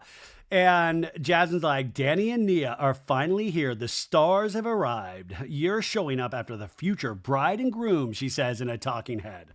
Like, who the fuck cares? Like, legitimately, who the fuck cares? Wild. Jasmine goes, it's not my engagement, right? But I am a little annoyed. Why the I mean, honestly, I try to give everybody a fair shake, but why the fuck does it matter at all if Danny and Nia is here? Kristen and Luke are there. You're there to shower them with love. It does not matter. And if it makes you feel any better, Danny and Nia were with them all day. Anyways, also, if you see their hands, it looks like somebody's passing around a joint at one point, which actually would make a lot of sense. Don't bogart that weed, dude. Aaron finally comes down. Like, hey, it's me, Aaron, hot honey man. What's up? What's up? And he hugs Luke from the back weirdly. Hey, buddy, happy engagement. Hey, it's a little engagement hug. And then Luke says, well, I've been with her for a couple years, so got a little head start. And Hot Honey Man's like, yeah, we're really, really happy for you guys, as Michelle goes over to hug Hot Honey Man, right? And Jesse's like, how do you feel now, Luke? Relieved? And Luke's like, I feel about 100 pounds lighter, actually. We'll put it that way. I would have jumped off the boat if she had said no. I would have said, see you later. Where's Jaws? I got a call coming. Kristen is talking to the gang and she's like, please tell everyone to zoop. Our families are 6 hours ahead of us. To be honest, Janet can fucking like text Jared, her friend, and then Jared's going to tell people. And they're like, I don't think she will. And Doute's like, I mean, come on. And Melissa's like, I really don't think she will. And Doute's like, well, I hope she won't, right? We see more drinks being served. Zach's like, have as much stuff as you want. They keep shooting like shots of the food, but the food looks like whatever. I just see some like luau flowers. And Luke's like, oh my God, Kristen, now you're my fiance. And, still playing around with Kristen's ring. And Brittany's looking at him like kind of, I wish I saw their faces. I can't believe. He tells Kristen, this ring, these are natural diamonds on the band. There's a hidden halo. Did you notice that? So natural diamonds. So was this the main diamond? Was it like, was it a grown diamond? I know that's a thing now. But he says it's a 4.2 carat ring. Whoa. Kyle Chan out of business. As he's saying this, Jesse's like, you have a tape measure? I want to measure his dick. Oh, that's a big dick carat size right there. I mean, he's really measuring his dick right now, talking about the size of this ring. Everybody's making the worst awkward jokes at this thing. It makes no sense. I don't know. It's so odd. And I think they're just all fucked up. These people are all drunk. So anyway, Zach is talking to Nia and Danny. He's like, I got to tell you guys, everybody was like having a meltdown a couple seconds ago, like because you guys weren't here. And I love when anybody talks to Danny and Nia, they're always like listening and they're like, wait, they're talking about us? Wait, what? And Zach's like, yeah, I think there's a lot of resentment. And I don't if we can even go, I don't even want to go there, but you guys need to have some conversations. The producers told me with some other people and we'll talk about it later. And Nia's like, I can't with this. What? And it's like, who will you tell me? And Zach's like, multiple people, Brittany, Jasmine, it was like, you guys weren't down here. And Nia's like, with me specifically? And Brittany is hearing this like, I feel like they're talking about me over here. I feel like they're talking about me over there. But and Jasmine's like, I heard my name too. And poor Benji's like, just silent. And Brittany's like, I'm not about to have drama. I'm sorry. I'm a shot. I'll call a shot. In a talking head, Nia's like, it's just a bummer. I love these people. These are my friends. Okay, you have said two bad things back to back. You shouldn't love these people. These are not your friends, okay? I'm sure you do have a friend group in your life. I don't think it's these people. These are your coworkers. Your coworkers that hopefully you have, I was about to say you have some sort of respect for. I don't even think it's that. But she's like, these are my friends. And why all the behind the back stuff? It's almost like I'm on a reality television show. She's like, just say it to me so we can address it, Nia in a talking head says. And then Brittany goes, okay, everybody. Okay. And then Danny's like, is she talking shit about us? And Nia's like, it doesn't matter, Danny. It does matter, babe. And Brittany's like, let's do a big cheers to Kristen and Luke. And Nia's like, Danny, don't have it be about you. Have it be about Kristen and Luke. Nia fucking has some sense about her, truly.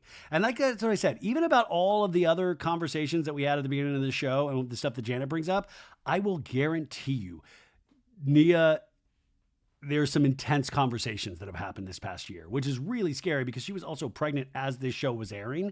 I mean, we think about Janet being scared because of Zach making her scared, all of that stuff. The same goes for fucking Nia. And the same goes for Doute, right? Anyways, Brittany's like, oh, toast. I'm so happy for you guys. Let's do a toast. Nia keeps going, don't give it space, Danny. Just don't. And Luke's like, hey, I just want to thank you for coming and celebrating us. Kristen and I are going to call it a night, and no one else is welcome in our room. The subtext there is like, we are going to fuck. We're going to do butt stuff. We're going to do all we're going to do the 69, the 39, the 53. We're going to do all of that stuff tonight. So everybody's like, congratulations, cheers, woo! So that was the big party. And then Danny on the way out goes, it's not just me and Nia leaving. Cause he's butthurt. He's like, I want to say that, Nia. I want to say that. And he's like, do you want to be petty, Danny? Or do you want to be above it all? Like, don't let anybody take your piece. And Danny's like, guess what? We're not, we're going to go to bed. Hey, I'm too blessed to be stressed. 300 to 400 to fuck. Santa Clarita. We cut to Doute's room and there's flowers all over the bed, a Veuve Clicquot bottle, like signs that say, I love you. And Luke is like stripped down to his skivvies and they're like, let's brush our teeth and go to bed. You could just tell these guys are fucked up. Luke looks 3 sheets to the wind, but it looks all cutesy, right? And then we're in Brittany, Janet, and Jason's suite. So I guess there's rooms, but then there's like a main like kind of living room area that everybody comes into. So you got Danny, Nia, Michelle, Benji, Zach, Brittany, and Janet and Jason are in the room with the door shut. Like, so come back to my room. Let's keep the party going. Woo, Schwartz. Brittany's like, come on in. And Michelle's like, someone was talking very loudly. And they're like, oh, it was just Zach, sorry. And Aaron's like, are Jason and Janet here? And they're like, no. Jasmine's like, they're sleeping. And Brittany's like, I told her, I texted her, come here. I told her, come on in here. Jasmine's like, I said, wake up, bitch. She's over there listening. And we see a shot of the closed door. And I love freezing these shots because you can see like, there's like a huge bottle of Tito's vodka that looks empty, a bottle of cranberry juice, a bottle of Coke Zero, a bottle of club soda, a bottle of tequila, and a bunch of like food containers in this living room area. And we see Janet going, what's going on? What's going on? And they hear her and everybody's like, oh my God, it's Janet. And Janet's like, they're going to be here. Oh, that's really awkward, them being here. And Jason's like, I'm sorry, it's tough. And Janet's like, it's okay. And Brittany just keeps laughing. Oh, and Zach's like, oh my God, they're probably fucking. And like, pray the sperm went into the egg. Is that how it works? And Jason's like shutting off the light. I think it's like a hostage situation for Janet and Jason. They're like, just be very quiet and still. Janet in a talking head says, I'm not sure what to do. I don't necessarily want to have this dramatic exit of leaving the trip early, but I also don't feel comfortable staying here. And my only thought is I could potentially accuse Janet. I could accuse Danny of something. So Janet says she doesn't feel comfortable staying here. I don't know what the best move is, she says. And so they get under the covers and Janet says, I don't want to cry. Ugh. And we see a shot of the full moon. And then we get to our first commercial break, right? So we come back, steel guitar and ukulele playing. Tripping in Hawaii. I'm never coming back. And Nia and Danny are in their room looking out at the ocean. And Nia's like, beautiful day. Great day to have a great day, which is Danny's line. Great day to have a great day. And Danny goes, happy, grateful, and blessed. Ha ha, all right. And then we cut over to Janet and Brittany in the bed, and Michelle is coming in from a workout. And Janet's like, you don't feel well and you're going to go to the gym? And Michelle's like, working out is good for your body, so it's not a disaster. Anyways, the girls take this in and there's a pause and then they go, ha ha ha. It's actually kind of funny. There's like a beautiful comic pause right there. And then they start laughing. Then we go to Luke and Kristen's presidential suite. And Luke says, first day of waking up engaged. They're already fucking, they both have full glasses of white wine at like 8 a.m. And Doute's like, is this your fiance era? And we hear a telephone, the telephone chimes, and Doute's like, what? and you see Jax Taylor, like bubblehead, and it says, "Congrats!" exclamation point. Doute goes, "I'm sorry, what? What? How the hell does Jax know?" Doute in the scene goes, "I just want to know who told Jax." Like, that was the first text that I woke up to. She says, "Jax Taylor knows?" Like, fucking loudmouth who is literally going to tell everyone under the sun? Luke goes, "Yeah, not cool."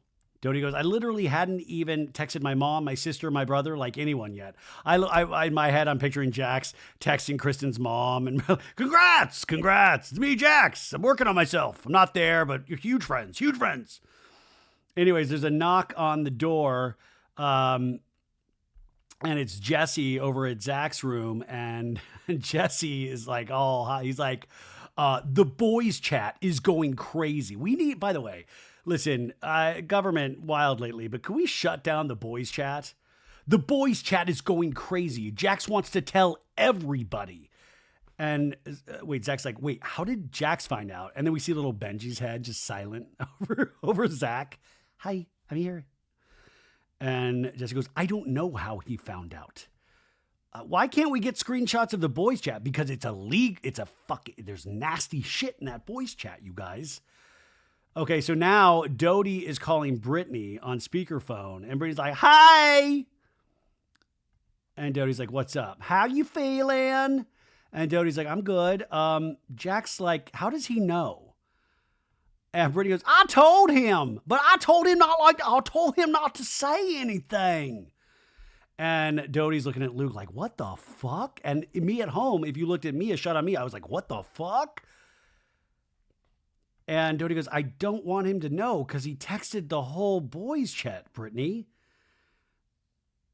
And then there's a pause. He goes, "He did?" "Yeah, we didn't even get to tell our family." "Are you fucking kidding me? Are you kidding me?" And she's like, "Brittany, what? Of course he's going to fucking tell everyone.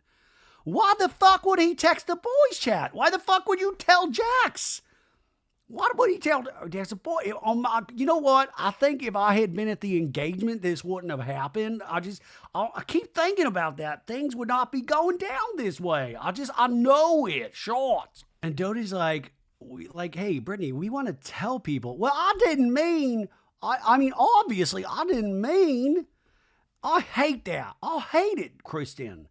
And Doute's like, "Okay, we'll see you in a bit. I need to shower and eat and drink the rest of this bottle of wine." And Brittany's like, "Okay, all right, boy. Doute says, "Luke, she was married to him for 5 years." She's like, "Wait, he told people? He cannot help himself." And Luke's like, screw it. Like, don't let him steal your peace right now. Oh my God, if we had a nickel for every time a Valley cast member is like, "Don't let them steal your peace." The show should be called "Don't Let Them Steal Your Peace." Anyways, Doute throws her phone on the bed. We cut to a beautiful rainbow. We see a sea turtle in the ocean. A sea turtle! I love sea turtles. And Jason is in the room typing away on his computer, working on workman comp cases or his actual real job. He's like, "I took time off for this. I didn't tell him I'm filming a reality show." Janet's like, "Hey, how much longer do you think you have to work today?" And he's like, "Probably all day and all night." And they both chuckle. I mean, Jason keeps it so fucking kosher. He keeps it so, like he just keeps it mellow all the time. But Jason's like, "Hey, I just need to catch up with a few emails. I'm not going to do like everything. I just got to respond to a few things. How are you feeling? Are you tired?" And she's like, "Hey, no, I slept fine, but it was really awkward that everybody was like in here celebrating." And Jason's like, "Last night was the first time I realized that this living room was actually part of our room. I mean, specifically, and we were hosting last night." And Janet's like, "Yeah, I know. When they showed up, I was like, I just wanted to disappear." And Janet's like, "What's more awkward?" And she says it's in her talking head. "What's more awkward, leaving early or staying and kind of quietly staying around the group?" I don't know what to do. I think she might have made the wrong decision. She tells Jason it's just a little awkward, like to be on a trip with friends who like haven't really acknowledged each other, but now they're engaged. And like she was one of 3 people that was at our house at 7 a.m. when we got engaged. In a talking head, she says, when I imagine Kristen getting engaged, I always imagine like a really happy, fun celebration that I'm a part of. Everybody now that I'm thinking about it, I think I even imagined myself being at Kristen Doute's engagement. I was like, I don't really know her, but I think I should be there. Like, oh, Luke, I can't believe you asked Ron Bailey on the boat. Come on, Luke. Guys, I'm just making sounds at this point. Like, I've given up on any sort of Brittany imitation. I'm so disappointed in myself. I love that they've all have dream sequences of being at Kristen, but it also shows you like, fuck, Kristen Doute was at Janet's engagement. That's how close of friends they were. So it is so wild to see them now. But Janet says it's just sad because this whole summer we couldn't figure it out. In the scene, she goes, I don't want to like ignore and be rude, but I also like don't want to be intrusive on their celebrations.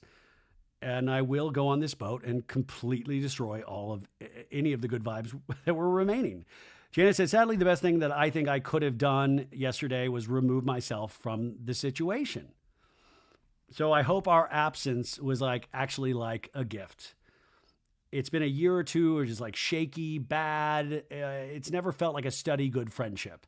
And Jason says, yeah, it is sad. You can't force him to be your friend. And Janet goes, I could force him. And they're laughing, but I feel like Janet truly means that. Okay, so we cut away from that scene and we see Danny and Neil holding hands walking into the ocean. Just keep walking, Danny. Just go out as far in the ocean as you can. Maybe put some stones around your feet. Just keep going. We see Jasmine and Melissa running across a fucking wood bridge thing. We see Michelle, Jasmine, and Melissa trying to do some luau moves. A mocha lakahiki. Who you want to lay me? I don't know. This is like cutesy little shit that I don't know why this, like, just get to the darkness. We know it's there. Stop this. Nobody's having a good time, please.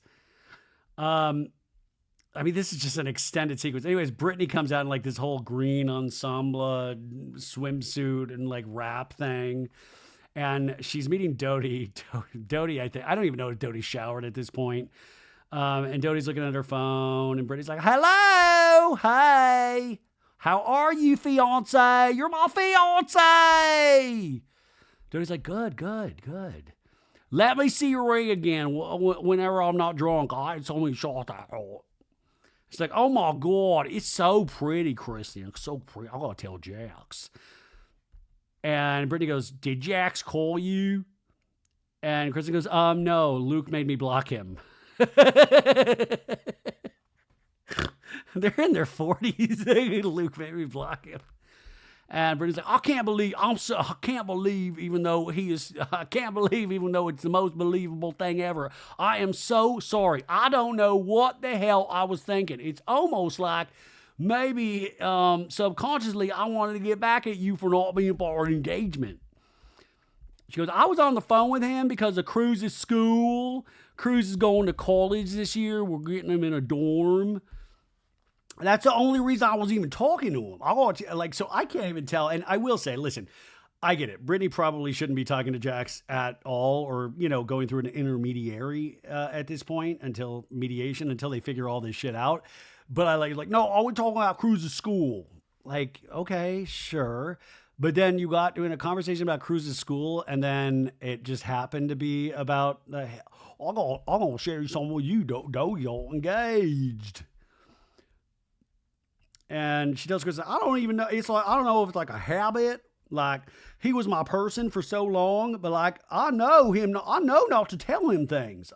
Doute goes, yeah, it's just like Jax has the biggest mouth of everyone. I know.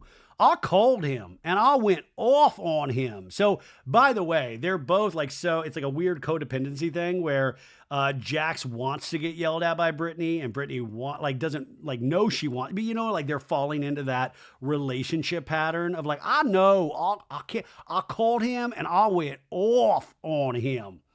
I went off. And then we have a fucking shot of Jax supposedly on the phone with Brittany, even though this seems so fake. Like, send a camera crew to Jax right now because Brittany's going to call him from Hawaii. Like, I don't know if this is fake or not, but Jax is on the phone. He's like, sorry. I'm sorry. I'm sorry. It was my mistake. And then he goes, no, I didn't, honey. He throws in the honey. No, I didn't, honey. Sugar bee, sugar pie. Come on, honey bear. Like, what? I can't even tell if that was real. It seemed so fucking weird. In this scene, Brittany goes, I don't fucking know why I did that. And Doute's like, it's like, I can't be mad at you, Brittany. No, you can be mad at me. Doute's like, no, I'm just disappointed. No, you can be mad. I'm mad at myself, Kristen Doute. In a talking head, Brittany goes, I just thought that somehow Jax knew and I just word vomited, I guess, because it was like the big thing that happened and I feel terrible for doing that. I feel terrible for doing that. The last thing I wanted to do was put a damper on her day. I hope Brittany realizes this is exactly why Luke didn't want her at the engagement. It's nothing to do with her as a friend to Kristen. It's just like Luke literally saw like 10 steps ahead and was like, this will get back to Jax. Literally, legitimately proving Luke's point. Brittany's like, are you okay, Kristen? Doute's like, it's just like a bummer. I know, because I wanted to talk to you about something totally different. And then now I feel like I just have this guilt because I don't want you to think I'm like ganging up on you, but if I'm not honest with you, then it's like, what's our friendship if I'm not honest? Because I know if you were ever upset with me or like had something hanging over your head, you would tell me. And then she goes, it's about Janet. Now this is the, oh, come on.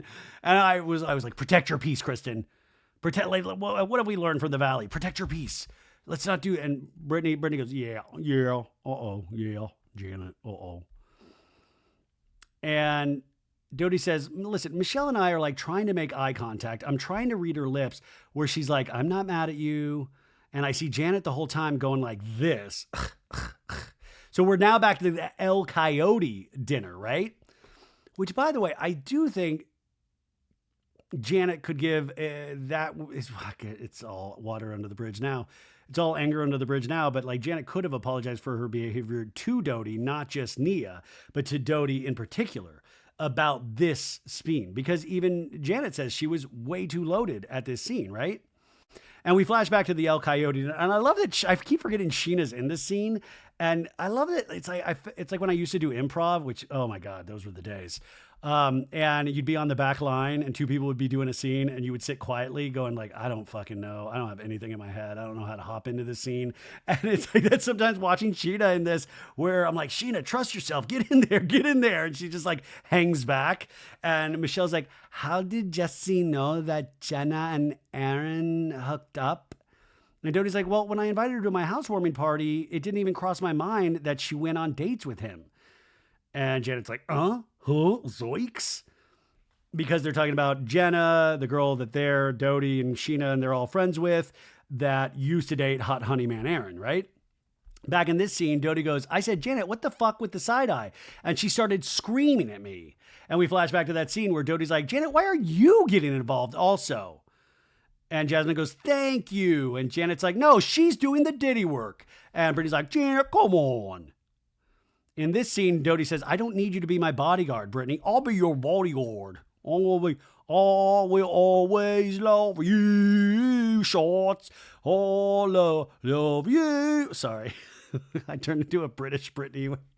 I'm just thinking about the beautiful movie, The Bodyguard, with Kevin Costner and Whitney Houston. Rest in peace. But Doute's like, Brittany, you were like, Janet, come on. And Brittany's like, because if I ever said a word about Janet, I didn't want her yelling at you. And Doute's like, yeah, but then fucking tell her, Brittany. I did. I told Jax too. Doute's like, just say shut the fuck up and don't talk about my best friend. And Brittany's like, so you want me to stand up more? And that's what Brittany, that's a good engagement gift. I'm going to stand up for you 3. With this coupon, it's going to give you 5 chances for me to stand up to Janet for you in your honor. You want me to stand up more? And Doute's like, yeah, Brittany, because you stand up for her to me all the time. In a talking head, Doute's like, come on, Britt, it's Janet. Like, use your brain. I'm tired of being the one blamed for all the drama when I'm not the one creating it. I'm done. In the scene, Doute goes, are there any repercussions for Janet being a complete psycho and just like causing drama all the time? Brittany goes, listen, you mean the world to me, and I'm so sorry if you feel like I'm not taking up for you. I just know you're strong and you can take up for yourself, but I should stand up for you more. I'm going to tell Jax later. I should. But she has to apologize to you. And Doute's like, Janet's a fucking miserable human being who literally can, it's like, I've had it. I've literally up to here. I can't take it anymore. And Brittany goes, well, she's coming tonight. Are you guys going to be okay? And Doute's like, yeah, of course. She's nothing to me. She's nothing. Yeah, guys, totally true. It was all fine. She comes, all good. Everyone's happy. Really great ending to the show. And then Doute's like, she's a fucking piece of cardboard. The last summer to this summer, and then the El Coyote thing was like my final straw. I just want her to shut the fuck up and not come between me and you. I don't need you to go fight Janet. What if Doute was like, I need a cage match with you and Janet. I don't know. I don't want cage match. Come on. My fighting days are long ago. Maybe I had a shot. We've always shot. But Doute's like, it's exactly how Zach feels too, Brittany. She sucks. Doute goes, she sucks. And you can tell Brittany's really conflicted. You know, she's like, has her sunglasses on, just kind of staring out. In a talking head, Brittany goes, Scheana has my trust. She's been there for me, and she's been a good friend to me, just like Kristen has my trust, and she's been there for me as well. I don't feel like I should have to pick or choose. I don't feel like come on, pick or choose. Do you think there's a part of Brittany that doesn't love being fought over in a sense, but also doesn't hate it? Like the fact that it seems like she's, and by the way, she is going through this Jax Taylor situation, but there's a part of her that's like, she's so used to this drama that there's something comforting in it to her that everybody wants a piece of her. And that's why she is so bummed when she's not a part of, say, an engagement, because like, oh, all your best friends. Like these people talk about best friends like it's like junior high or something. I don't know, maybe I'm just jealous. Anyways, Doute goes, okay, Janet came into this group how, Brittany? How? And Brittany goes, Scheana. And Doute goes, as a fan.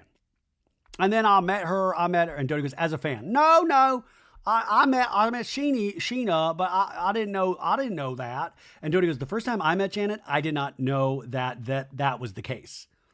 In a talking head, Doute goes, I first met Janet years and years ago through Scheana. It's 6 degrees of fucking Scheana, man. Scheana is everywhere. She's all encompassing. She's Mother Earth, man. She connects Secret Lives of Mormon Wives to the Vanderpump and Valley universe. I mean, one woman can reach across to multiple streaming platforms. I need her to reach out to people on HBO Max. Like Scheana is just bam, bam, bam, bam. It all comes back to Scheana. But she's like, yeah, we had a pretty good friendship for a while because I met Scheana, I met Janet through Scheana. And much later on, I found out Janet was a fan of Vanderpump Rules. It's not always a terrible thing, but it feels a little creepy now, she says. In an interview, Doute, she said before, it's not she goes, it's not a terrible thing because we love our fans. I was like, that is so fucking, we love our fans. But she's like, it feels a little creepy now. In this, back in the scene, Doute goes, I have a tiny little bottle of fucks, and I have to be very cautious about who I give a fuck about or a fuck about too. Which, by the way, Doute, that's another great t-shirt right there. Like Kristen Doute's tiny bottle of fucks. Like, sell that right now. Remember when you had the Witches of WeHo wine? Let's sell Doute's tiny bottle of fucks Chablis or Pinot Grigio. Like, come on. Let's monetize this shit. This is gold. I just want to, I hope you give me more than a tiny bit of fuck about me. Doute goes, listen, I am going to run fresh out of fucks, and I won't have fucks to give about things that are important. And Brittany goes, running out of fucks to give. You made it funny, Kristen Doute. And we cut to another break. Oh, we come back. We're still in Hawaii, unfortunately. More luau music, shots of the ocean. Michelle is talking to Aaron. She's like, I'm kind of excited. Looks like we're going to have lunch and have a romantic boat day. It's taken us 4 hours to have this conversation because we speak slow. I'm going to get ready. Okay, babe. Okay. We cut to we cut to Jasmine and Melissa getting ready. I like Jasmine and Melissa. I want to know more about their relationship. They seem, I don't know, I like their vibe. But they're not talking about drama. They're just talking about how they're hungry. I'm like, relatable queens. Yes, hunger. And then we have Danny and Nia in their room. They're steaming their clothes, joking about using the steamer for their face. Ha ha ha ha. And then Jason and Janet are in their room, and Jason's like, "Did you put my stuff somewhere?" And Janet's like, "I put your wedding ring in the bedside drawer." Ha ha ha ha! You took off your wedding ring. I brought that up. Janet and I talking. That says this cruise has been planned as our last night of fun. I was looking forward to it. I mean, I gave Kristen her night, and so it's a new night. And tonight I want to hang out with my friends. What's the worst that can happen? I mean, somebody's going to get thrown overboard. Me? I'm going to get thrown overboard. I do know how to swim. So obviously these talking heads are filmed after the situation. So she damn well knows that she didn't die. So we see the gang in multiple cars going towards the boat. And Janet is in a car with Michelle. And Janet says, we're in the boat for 4 hours. And I was like, holy shit. There's no reason or way that this boat ride should be 4 hours. So much that I was like, did the fucking producers set this up and lie to like, hey, we're gonna make this boat ride so excruciatingly long that you're gonna have to fight at some point. And everybody's like, yeah, 4 hours. And Brittany's like, oh, Kristen's calling me. Hold on one sec. Hello? And Kristen's like, hey, we're gonna get out in a second. Hey, Kristen, I can't hear you, Kristen. Kristen, you're talking about all the fucks, Kristen. And Michelle's like, it's a butt dial. It's a butt tile. It's butt. Kristen. And then Jason's like, leave it on. Maybe she's talking smack. And Janet laughs at that. Like, ha, ha, ha, ha, ha. Hello? Hello? Hello? I don't know. It's a butt dial. Oh, no. We hear Jesse Lally in the background, too, talking to Kristen.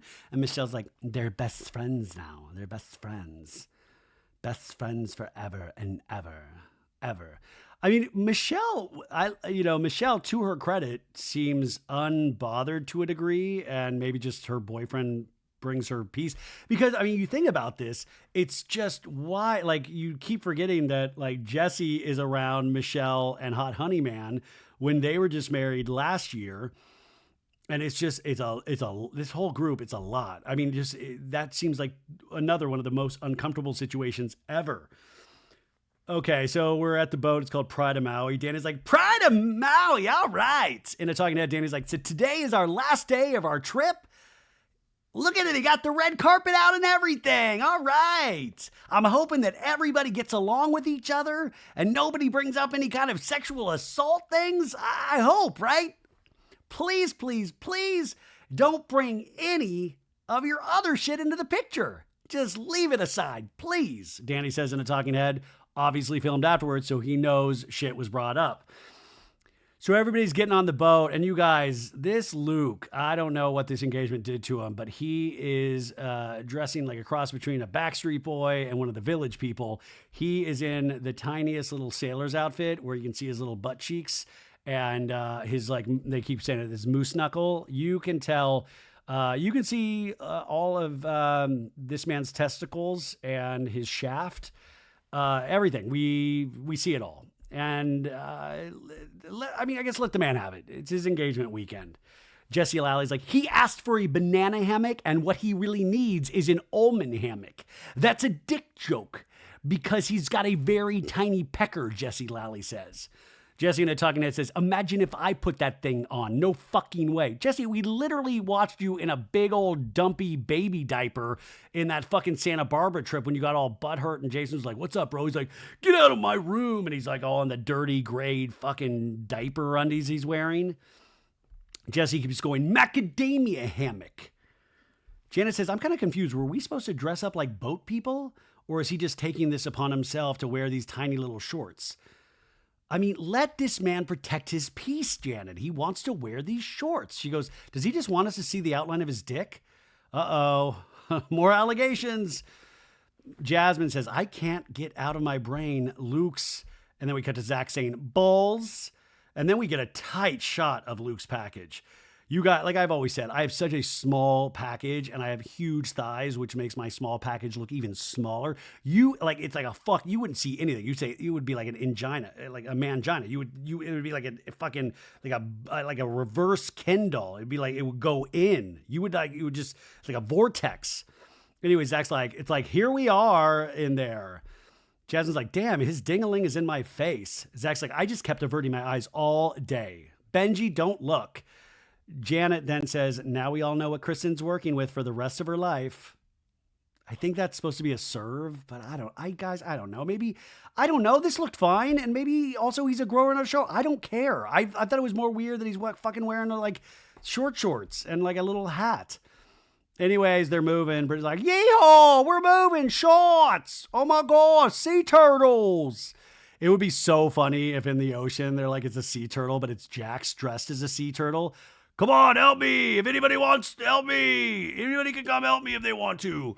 I got the news. Kristen, it's me, Jax the sea turtle. Anyways, Brittany keeps going, sharks, sharks, sharks, sharks, sharks, sharks. I love Shark Week. Sharks, sharks, sharks, sharks. Jason tells Janet, are you okay? And she goes, tired. Oh, tired? You just said you got great sleep the night before. Janet says in a talking head, Kristen's being cold, which I expected. So I'm just going to try to avoid her and check out maybe where the life vests are in case it seems better to maybe jump in than stay on. We're doing too many jokes about Janet drowning in the ocean. So Jesse's loose this last 2 days. Brittany's, I could tell it was looking a little rough in the car. I could tell. I mean, they were talking, I think about Luke's outfit. Anyways, but people are starting to get a little seasick. The boat's moving. And Jesse is getting seasick. Jesse says, I don't know if people are getting seasick or they're getting Luke Moose Knuckles sick. I just made another Luke package joke. In no way is that homoerotic at all. Venmo request. The producer wisely asks, what's a moose knuckle, Jesse? It's like a male camel toe. Do you know what a camel toe is? And the producer goes, I do. Okay, that's a moose knuckle. Everything just kind of shoved in there. Twig and berries all together. Just kind of like a moose knuckle. We had a whole session at our men's group about moose knuckles. We all put our hands on each other's moose knuckles and told something that we were embarrassed yet energized about. Moose knuckle. I don't know, but it is weird. Like, Luke does seem really into this outfit. I don't know. So people are getting food, the whole thing. Gianna's talking to Michelle, saying, it's awkward. I don't know what to do or say. Michelle's like, it's awkward. Disaster. Jesse goes, all right, I'm a little seasick, so I think brie cheese would be the best thing for me. It's a little seasick brie cheese joke. Jason says, I wish we could be out here at like 2 a.m. to see the stars and stuff. And then Jesse Lally goes, you're staring at a star right now. Jesse Lally. Janet turns to Michelle, goes, what did you like about him? Jason tells Jesse, the kind of stars I like are more like balls of gas, not like the D-list variety. Also, Jason Caperna, big fan of Lady Gaga. I like balls of gas, but also Lady Gaga. Jesse goes, I have balls of gas right now too, because my body is very tense from this boat ride. Okay, now Aaron, Hot Honey Man, is next to Michelle as this conversation is happening with Janet. And Janet's like, what did you used to like about him? And Michelle goes, he used to cook for me, do a lot of romantic things, just like be at home. And Janet's like, when did that stop? Like a couple of big deals. Like not everybody can handle success or money. But like right in front of Aaron, like he used to go down on me all night long with the kitty. In a talking head, she says, Jesse wasn't a douche when I met him. He lived in a shitty 1-bedroom apartment. He didn't have money. I would come over and it'd be like super romantic and candles. And then he became douchier as time went on. When you get a little bit of money, Janet, your real colors come out. That, by the way, everybody, third season of The Valley, when you start making real money, let's see true colors come out. Can we get any truer of colors? Michelle says, and just seeing him with that hat, because also Luke is wearing like a little sailor's hat. He's Captain Douchebag. He's a disaster douchebag captain. Captain Douchebag. Okay, so the food is very fancy. Brittany's like, this food's fancy, call short. Brittany's like, oh yeah, is this papaya? Hold on, I need to make a little plate. I'm going to tell Jax what I ate.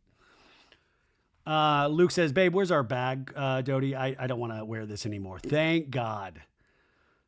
He's like, no, it's constricting my balls. It's not good for reproduction. And Jason goes, it seems like your balls are fully out. So even Jason's joking around with Luke, which is nice. He keeps it, like I said, he keeps it kosher, man. They're having lobster, and Brittany's like, charcuterie, charcutes, woo, woo. Brittany, like all the girls and like some of the guys are at this one table, and Brittany's like, you all sit over here, Janet, we can scooch. And Janet's like, no, I'll sit over here. I'm sharing with Jason. And so she turns down this invite.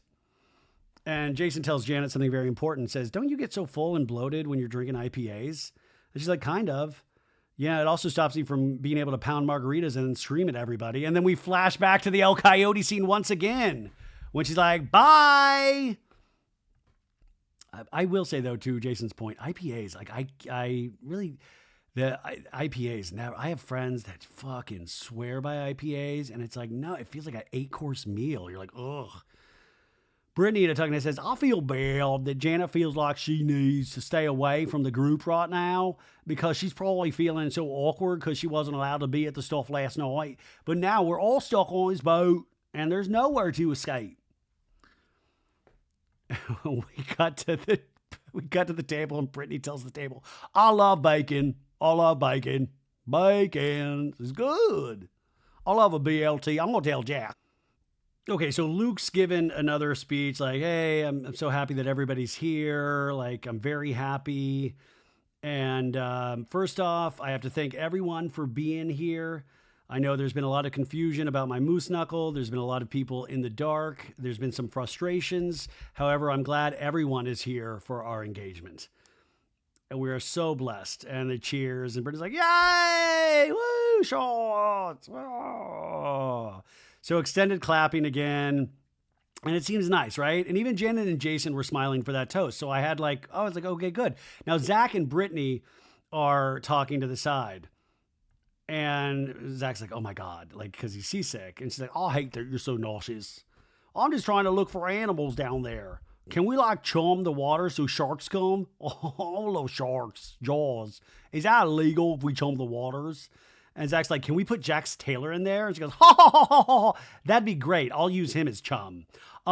Brittany, I do have to ask you.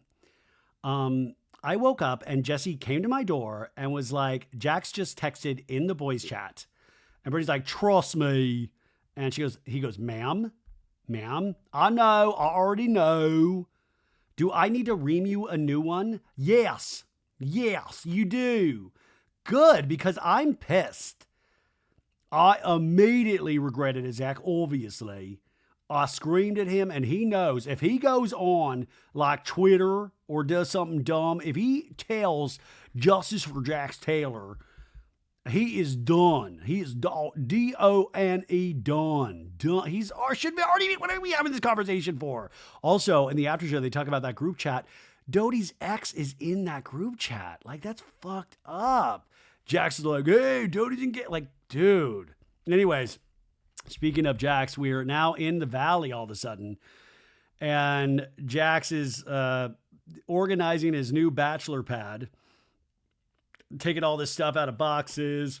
I wonder if he gets like all of this is like, we see a love sack thing. I think that's like a sponsor. I bet this is all sponsor stuff. He's like, remember when Jax used to do that on Twitter all the time? Like he would like be like, I love at Skittles. Like, I love Chevron gas. And he would like seem like he would try to get shit. Anyway, Schwartz is like, hello, your door was open. And Jax is like, it's always open for you, Schwartz. And Schwartz is like, I don't know if I can say the same. Look what I got you. And Schwartz brought Jax a Hungry Man TV dinner. And Jax was like, that's the official meal of somebody who's getting a divorce. Yeah, but Jax, no, I've seen this before. Jax loves a Hungry Man meal. And I used to love when Jax would post like his dinners. It would always be, there was like corn and everything. Like it would be like corn on the cob or just canned corn. And he was like, this is, I remember him posting this. I don't think I made this up, and it would always just be his meals and it would always have corn. He's like, this is a perfect meal. And Schwartz is like, you're a sad man. Hey, got some news, Schwartz. Guess who got engaged? Doute. I'm telling more people even after Brittany supposedly reamed me. And Schwartz is like, what? Yeah, Doute and Luke got engaged. But Jax actually seems happy about it. And Schwartz is like, Kristen, Doute? Off the market, dude. Miss always the bridesmaid, never the bride. She's engaged, dude. And Schwartz is like, I'm actually really fucking happy for her. I'm going to text her. And just like, what? You should text her. You should text Luke too, Jax. And just like, no, I already did. I don't think I'm allowed to know. So please. I already said something in the group chat, which also made me kind of feel good because I then realized Schwartz is not in the boys chat. He's like, I already did. I told the boys chat. So Schwartz obviously not in the boys chat. Maybe you should let somebody else tell you. And Schwartz is like, did she announce it on social media? He's like, no. Okay, I'm not going to say anything then. See, Schwartz fucking uses his noggin.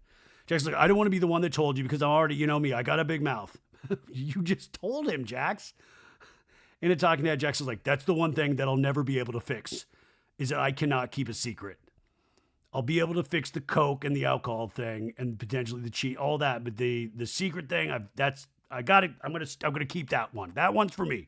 I'm gonna keep that one close to the heart.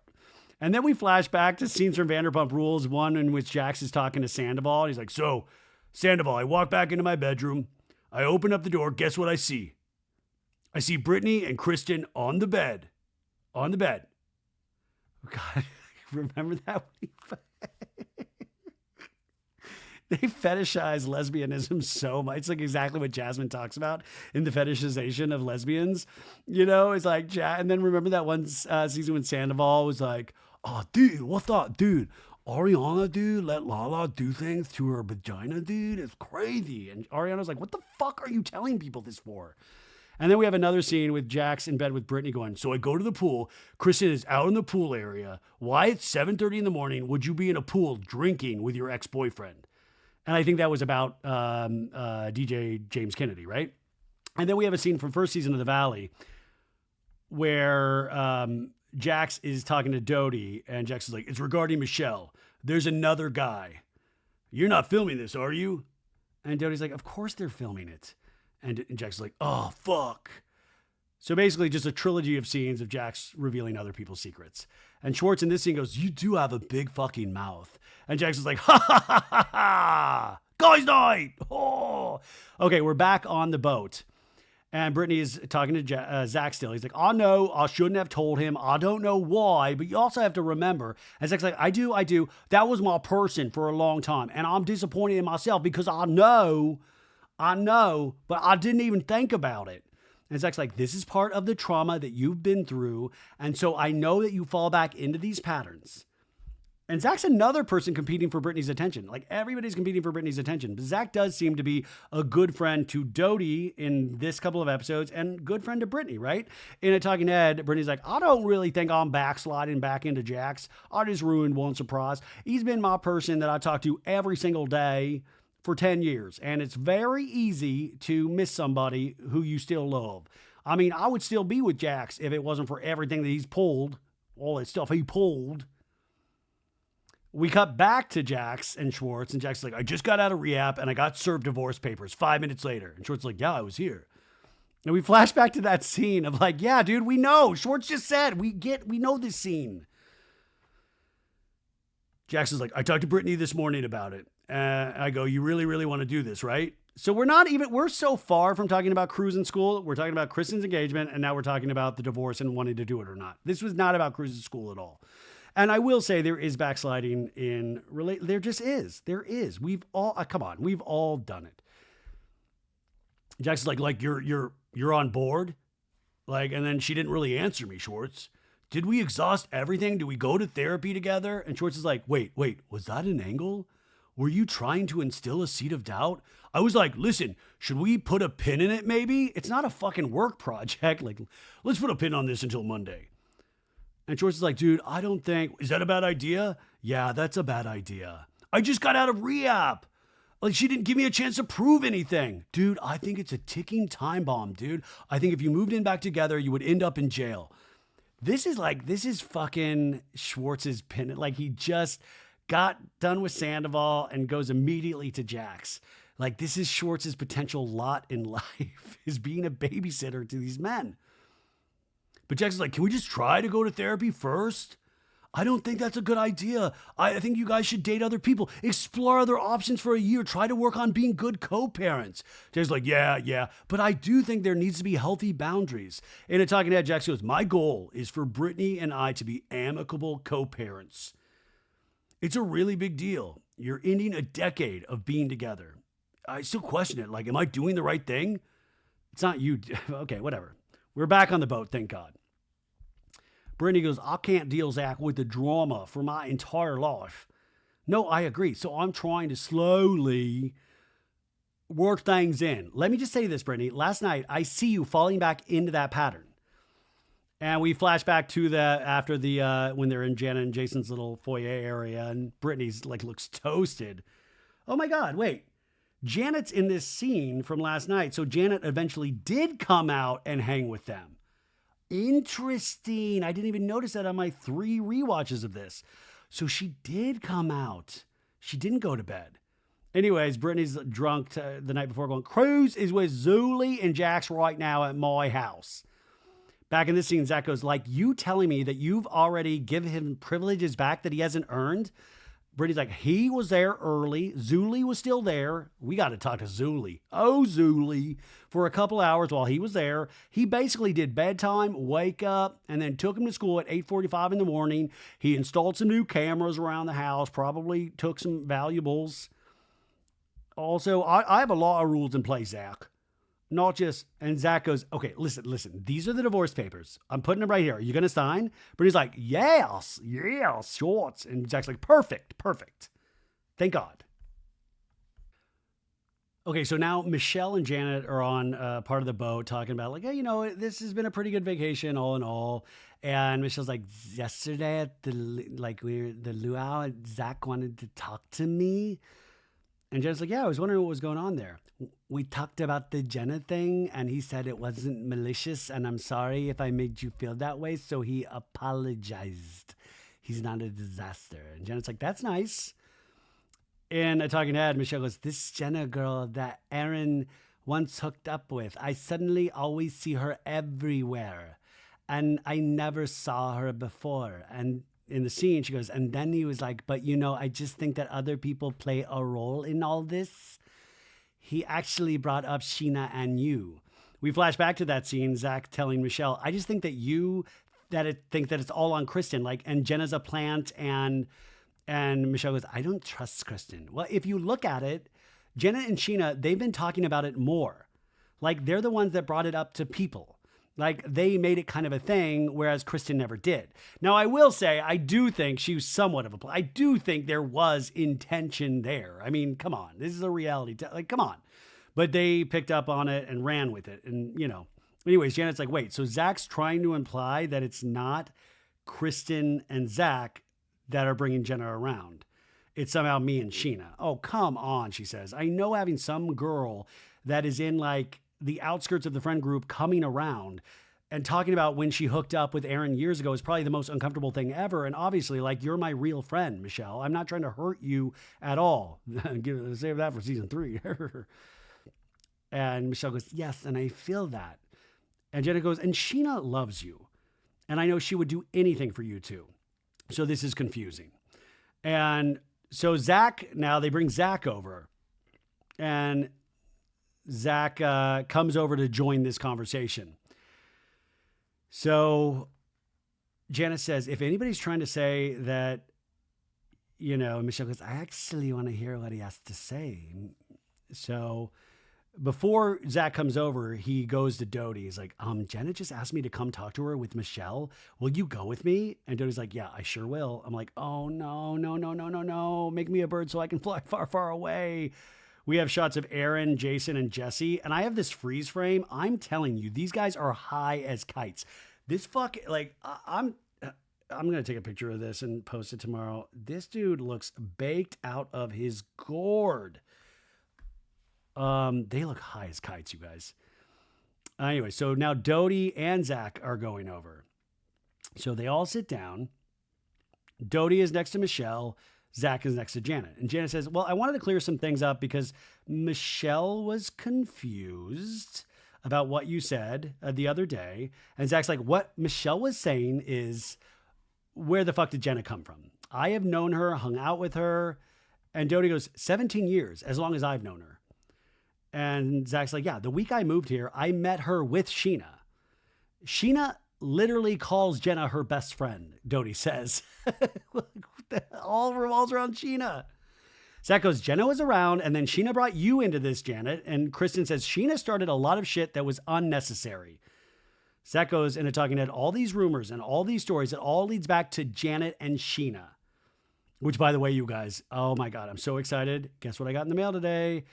A copy of Scheana's book. I can't wait to read this. No, I'm so excited. We read that excerpt on the show last week, and I thought, I truly can't wait to read this.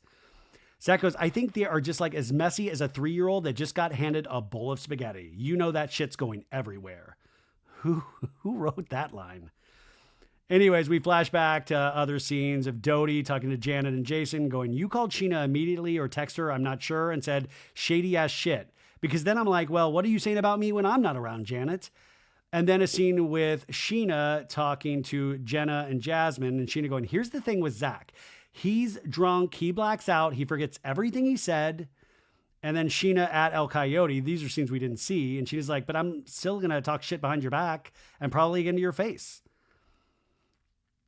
Scheana getting some camera time there. Misha goes, I was very uncomfortable, Kristen, of what you said to Aaron the moment you met him. And we flash back to the Dave and Buster's night where Doute told Aaron and Michelle, you're friends with Jenna Willis, right? Or you know Jenna Willis, who is a very good friend of mine, which is like I know how I know who you were. So that was there. Okay. Doute goes, okay, so that was like me and you. At El Coyote, I was frustrated because Scheana's on one side. Janet, you're on the other side screaming bloody murder. And Janet's like, that's not how I remember that situation, but okay. Well, you were. And then we flash back to that scene again. We flash back to that El Coyote scene again. We would hold you accountable. A word you can't stand. Back in this scene, Doute goes, it was just unnecessary, Janet. It was unnecessary bullshit. And Janet goes, Michelle was not dating Aaron in 2022. Right, Doute says. So why did you fucking yell at me at El Coyote? And go, yes, you did say that, Kristen. Accountability. And I was like, true colors, Janet. True colors. You've been up my ass all summer telling me you want to repair things, and then you fucking scream at me like that. And Janet, trying to be calm, says, I did want to repair things until you spread rumors about my husband. I did. And Doute goes, we talked about that in person. Me, you, Luke, and Jason sat down at the shark party. Shark. We go sharks. And we go back to that shark party where Luke's like, I heard a rumor that a year ago or so, Jasmine heard that you take your ring off sometimes at bars. And he's like, never. And Janet laughs, never have done that in my life. Back in this scene, Doute goes, you're mad at the ring thing still? I thought that day you go, this is a joke. And Janet goes, I know my husband. I know he is an upstanding, wonderful, trustworthy. And Doute goes, agreed, committed man. And Doute goes, 100%, who would never, ever do anything. And Doute keeps like kind of making this hand gesture. And Janet's like, stop doing this hand gesture when I'm speaking. That's rude. I know who Jason is. I know he would never do the things that you were accusing him of. So she says things, plural, instead of thing. So was there something else other than the taking the ring? Things, plural? I'm reading too deeply into this show. Janet goes, and at the time I was like, woo, if that's it. And Doute's kind of like smiling, laughing. And Janet's like, oh, okay, you're going to laugh at that? And Doute's like, I didn't accuse him of anything. I repeated something. That's the difference. And Zach's like, she did not accuse him of anything. She said a rumor was her. By the way, why are we not bringing Jasmine into this? Who heard I'm still confused on the fucking rumor. Janet's like, you repeated a rumor about Jason. And Doute goes, yes, to damage his reputation. And Doute goes, yes. In a talking head, Janet goes, it's wild that Kristen's still hiding behind this. I'm just repeating what I heard. I don't know how many times that's an excuse. You're just as much to blame. Your hands are dirty. You are a gossip. And Doute goes, I did it because you were attacking Danny and Nia, and I told you that in person. I said, if you're going to attack Danny and Nia, that's what I'm going to do. And Janet's like, oh, attack Danny and Nia. Or I said out loud that Danny did what he did. Is there a difference? And Doute's like, no, there's not. And Janet's like, attacking someone? Sorry, no, I said out loud, yes, that he sexually assaulted Jasmine and Michelle, or Jasmine at the bar. And Doute hears this and goes, all right, I'm out. Bye. And Zach's like, oh my God. And Doute's like, I'm done. Nope. She doesn't. And Doute's walking off like yelling. She does not get to fucking say Danny sexually assaulted someone. And she's walking through the galley with like chefs. I don't even know who she's fucking. She does not get to say Danny sexually assaulted somebody. Zach's hands are in his head. And then Doute's like, I'll throw her off the fucking boat. We've got an activated Doute, folks. We've got an activated Doute. We have a shark off the shore and an activated Doute. Out. In a talking head, Doute says, Janet's story about Danny just keeps escalating. So first I heard it was like Danny was drunk and maybe a little bit inappropriate. And now it's a full-on damaging slander. Janet turns to Zach and goes, that's the definition of sexual assault. And Zach's like, that is crazy. You're crazy, and walks away. Doute in a talking head says it's just becoming bigger, and bigger until she really sets someone off. Like me. So now Doute's making her way to the rest of the people. Like, I'm like, oh shit, here we go. Janet just kind of rolls her eyes and shakes her head. And Nia's like, how did it go, Kristen? Are you okay? And Doute's like, I'm about to throw the bitch off the boat, but it's all good. It's all good. Luke, put that moose knuckle outfit back on. And Jason is watching Doute's activation.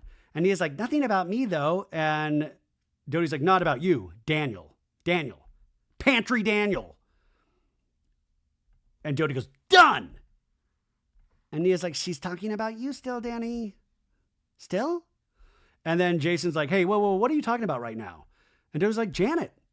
Just now, the shit she just said about Danny, my blood is, why is she still talking about Daniel? And Jason's like, well, in a talking head, Doute goes, Janet has reached a new low. How dare she say those words about Danny? She has crossed the fucking line. This is actual slander. It's actual defamation. Now, I will say, trigger warning again, is that it is, I was trying to understand the different levels of sexual assault allegations. And I think Janet, as, being married to a lawyer, even though he's a workman comp lawyer, and I'm, probably around a lot of lawyers, knew that she was technically correct. So, level 1 in sexual assault, this level indicates that the assailant committed an assault that was sexual in nature, but though it compromised the sexual integrity of the victim, no physical injuries were inflicted. This may include inappropriate touching, unwanted kissing, and oral, vaginal, or anal sex. On this level, the matter of consent is critical. Level 2 addresses sexual assault that causes bodily harm or involves a weapon or threats to a third party. Level 3 covers aggravated sexual assault. So those are 3. So if Danny did grab Melissa's ass, that is under the definition of sexual assault. I did not know that at the time. Janet did. Jason tells Doute, I've only heard your side of the story so far. And Doute goes, okay, I'm going to tell you what she said. And she goes and whispers in Jason's ear that Danny sexually assaulted someone. That's what she said.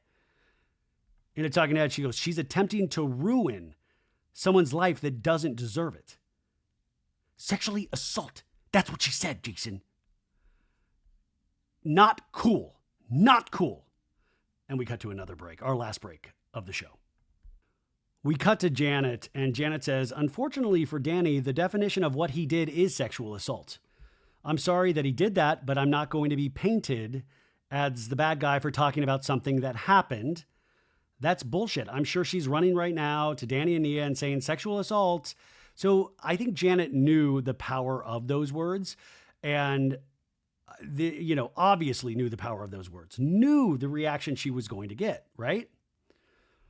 In a talking head, Janet says, having a lawyer of a husband is tough because if you use the legal terms for stuff, people get really upset. And she says it like that.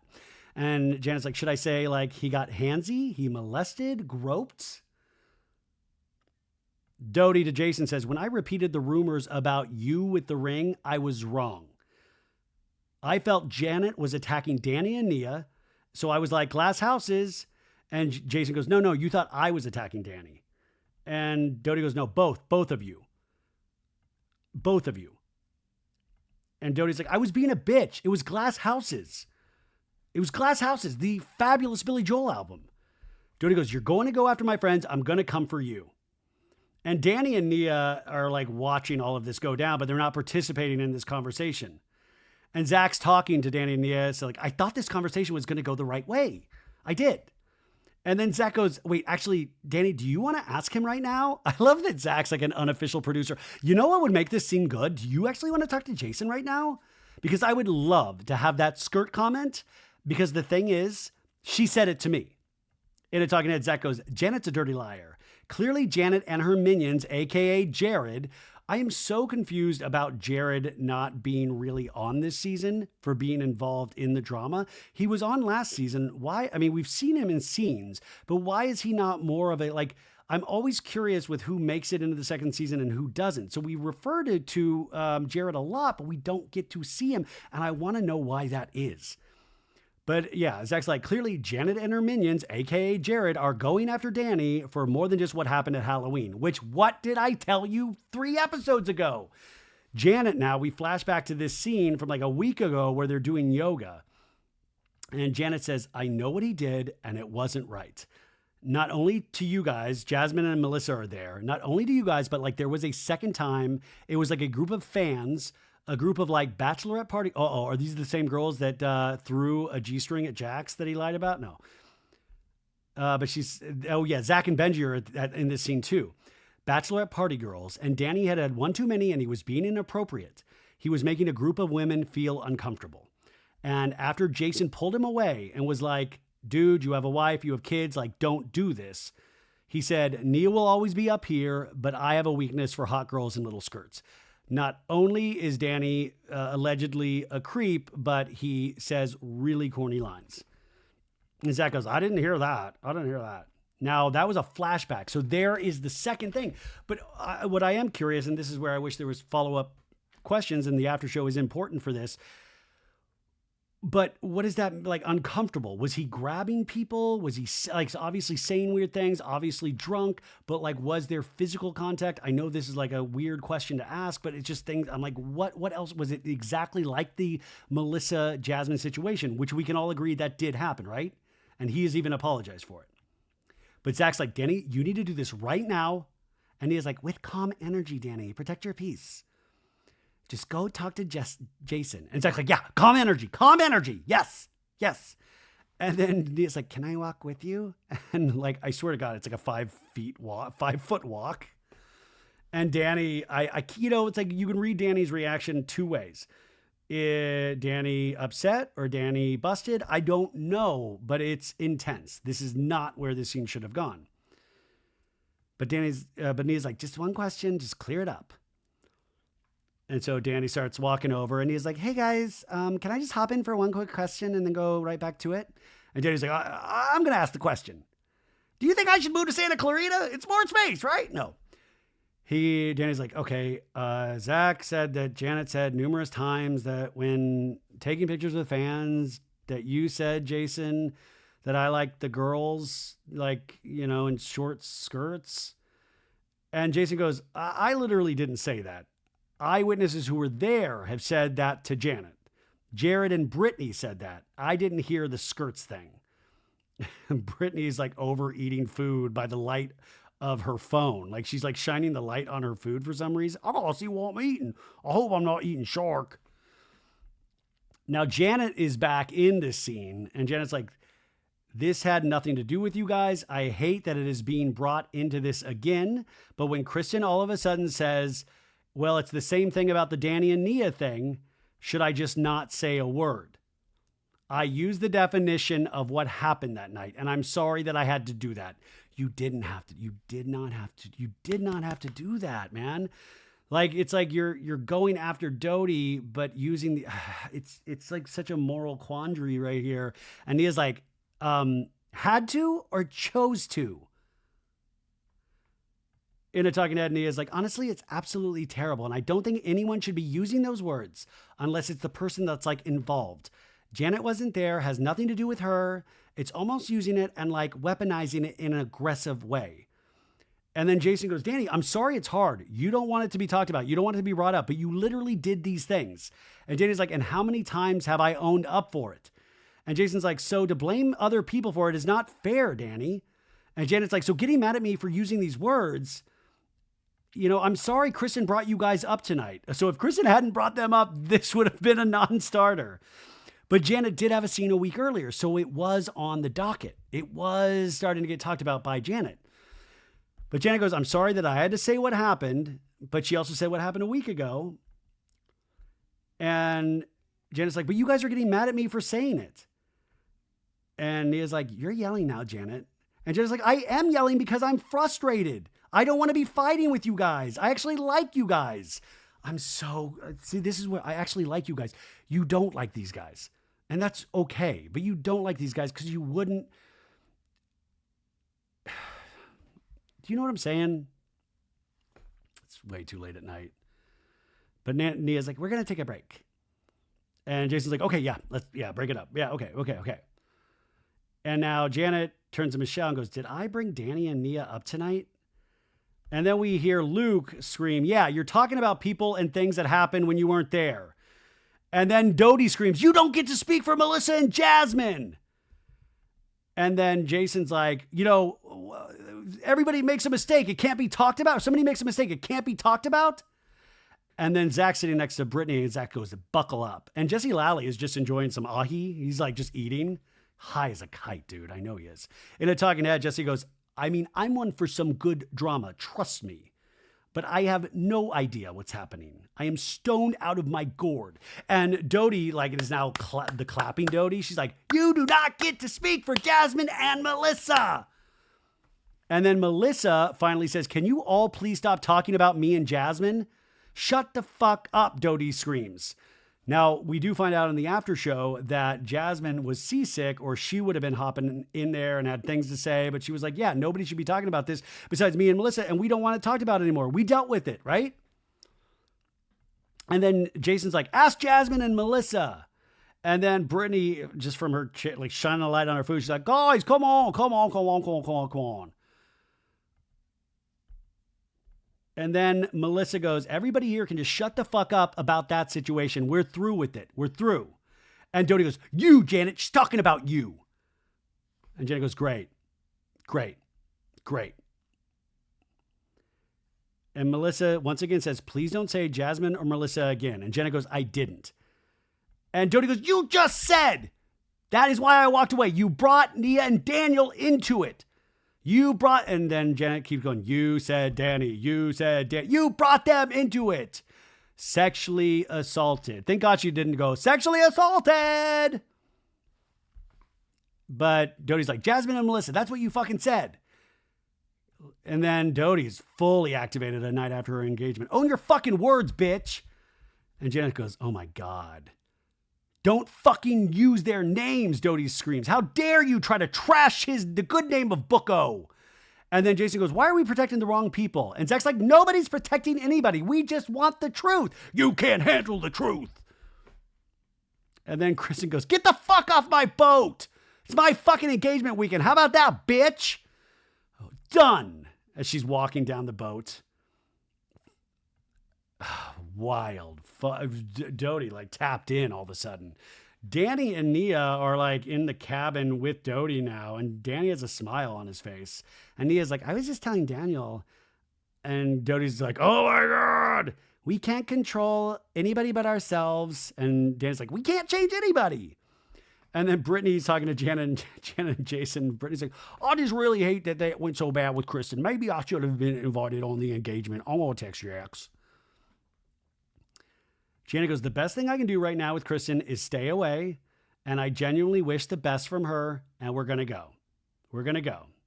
We finally pull out, like, I love that they've probably just been circling one patch of water. And the producers were like, it's about to pop off. It pops off. They're like, okay, we can bring it back to doc. Yeah, we can bring it back in. Let's do it. We got it. We got the footage. And everybody is like getting off of the boat, right? And Jasmine's like, what the actual hell? Doute says, I don't feel like fucking being around this. I've never been so mad, Doute is yelling. And Doute goes, don't make me knock your ass out. Like, seriously, don't. And Janet goes, knock me out, Kristen. Knock me out. Kristen goes, I'm going to fucking knock her out. You're a fucking fan, bitch. And then Luke walks past Janet, and Janet taps him on the shoulder and goes, congratulations on forever. And Luke just goes, thank you. And Kristen, you can hear her screaming in the background, how dare she? Oh! And then Janet goes, there's a reason it's crazy Kristen and not crazy Janet. Oh. Yeah, there's some darker things being said about Janet than crazy Janet. Next time on The Valley. And we have Danny talking to Jasmine and Nia. And Danny saying, I've never wanted to get off Maui so bad. And then Janet talking to Scheana and Michelle going, if Daniel's still drinking, I don't want to be super close. I don't think he wants to be close to you either. And then Doute talking to somebody going, when she said that SA thing, I'm done.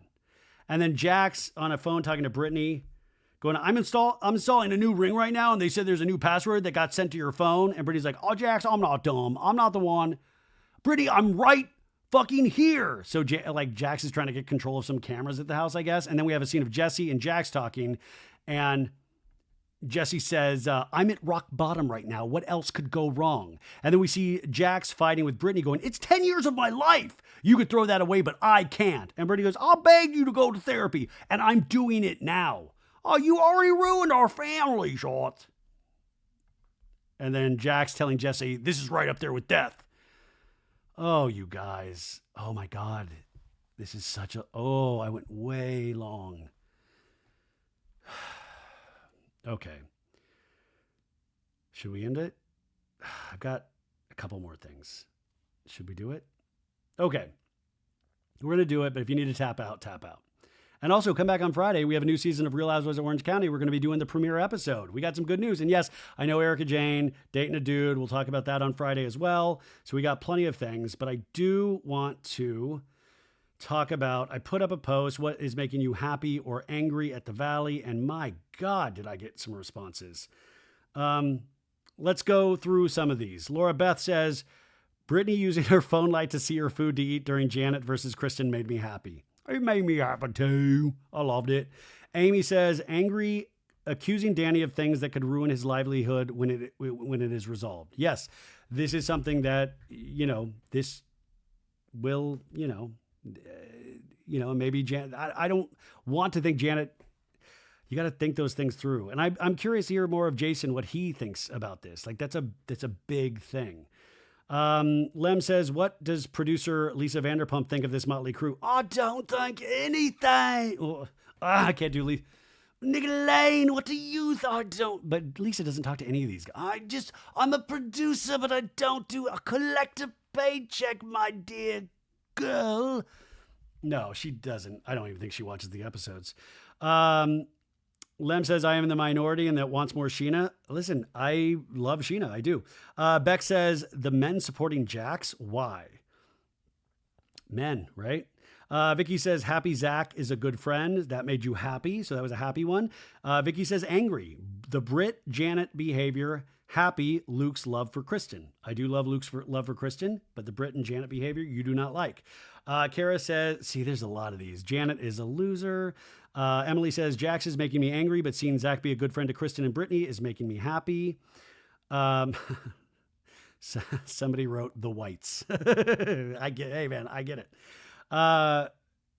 Mr. Cell says, the Danny Nia hate is boring. Feel like teasers for the season were better than episodes. Interesting. I just feel like it's all dark. I mean, I don't know. Sarah says, I hate when a season of a show is based on an event we didn't see on camera. That's one of my big pet peeves as well.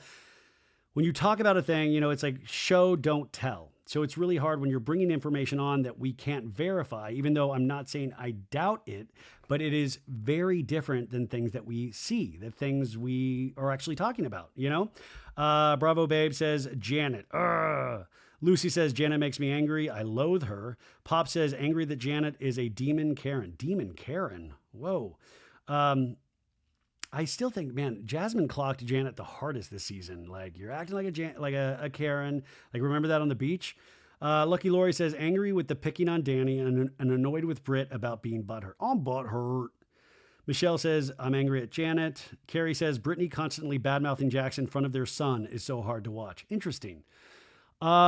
We've seen a couple of those things, him playing in the background. That's a very specific thing to be angry about. But Okay. Sarah says Janet enrages me using someone else's experience as her own. Disgusting, because Janet wasn't there for this experience that she talked about. Tina says Janet makes me very angry, and the constant snark towards Danny and Nia and Jax. Wait. The constant snark, Danny and Nia, but she said also angry at Zach. Erica says, just when I thought I couldn't dislike Janet anymore, Brittany too. Chronically Katie says, you were right about there being more to the Danny story. Yes, okay. Misty says, Janet. Another one says, Janet makes me angry. Someone tell her the karma is coming. Somebody says, happy. Everyone is stepping it up with their mess this season, and I truly appreciate it. I want them to step down a little bit, to be honest. Then she followed up, angry in a good way. Janet is a great villain. I prefer her over the darkness of Jax. That's what we said, with this kind of shit, we truly don't need Jax. We just have Brittany talking about Jax. We don't need it. Kathy says, Janet, Jason, and Jax, angry. Mrs. Souza says, happy because Kristen was activated, angry at Janet, period, for her. Lindsay says, I hate that Janet is getting a bad edit. So Lindsay thinks this is a bad edit. Ziggy says, need Vanderpump Rules rewatch using 2025 Valley commentary and knowledge. Yes, I mean, think about that. Think about how that scene would have gone down with Stassi smacking the shit out of Doute. It would be, that's the days of 2013, you guys. Ziggy says, need recap and rewatch for Vanderpump from the beginning. Kimberly says, angry at Janet, happy, full circle for Kristen. Crystal says, Janet, they need to get rid of her. Zero personality and quite obnoxious. Grumpy says, angry, stopped watching it. Lala and Scheana ruined it. I mean, Lala's barely in this at all. I mean, Melanie says, angry, the guy's giving Jax a pass. Kim says, angry, Brittany, she keeps showing her true colors when she told Jax about Doute's engagement. M says, Kristen and Luke getting engaged made me happy. Dancing in the Dark says, why was Jax calling Brittany honey on the phone? Do you think they are closer / lying? I don't think they're lying. I mean, I also think that could have been a fake pickup scene that Jax did. It was so weird that a camera crew would be there for one little moment, but who knows? Kelso says, Janet not giving it up. Her and Jason are the only people getting on to Danny. So I think this is pro Janet. Her and Jason are the only people getting on to Danny. Says, happy that Luke was proven right by not including Brittany in the engagement. Yes. Bridget says, fucking Janet. Am I yelling? Lori says, Brittany makes me angry. LOL. She's not as nice as she tries to say she is. Got to watch that one. Florida Gator says, I love Janet. Everyone else can hate, but I love her. Okay, so there's a pro Janet. Lindsay says, the fact that Jax is still on TV and makes more money than we do just being a dick. I get the anger.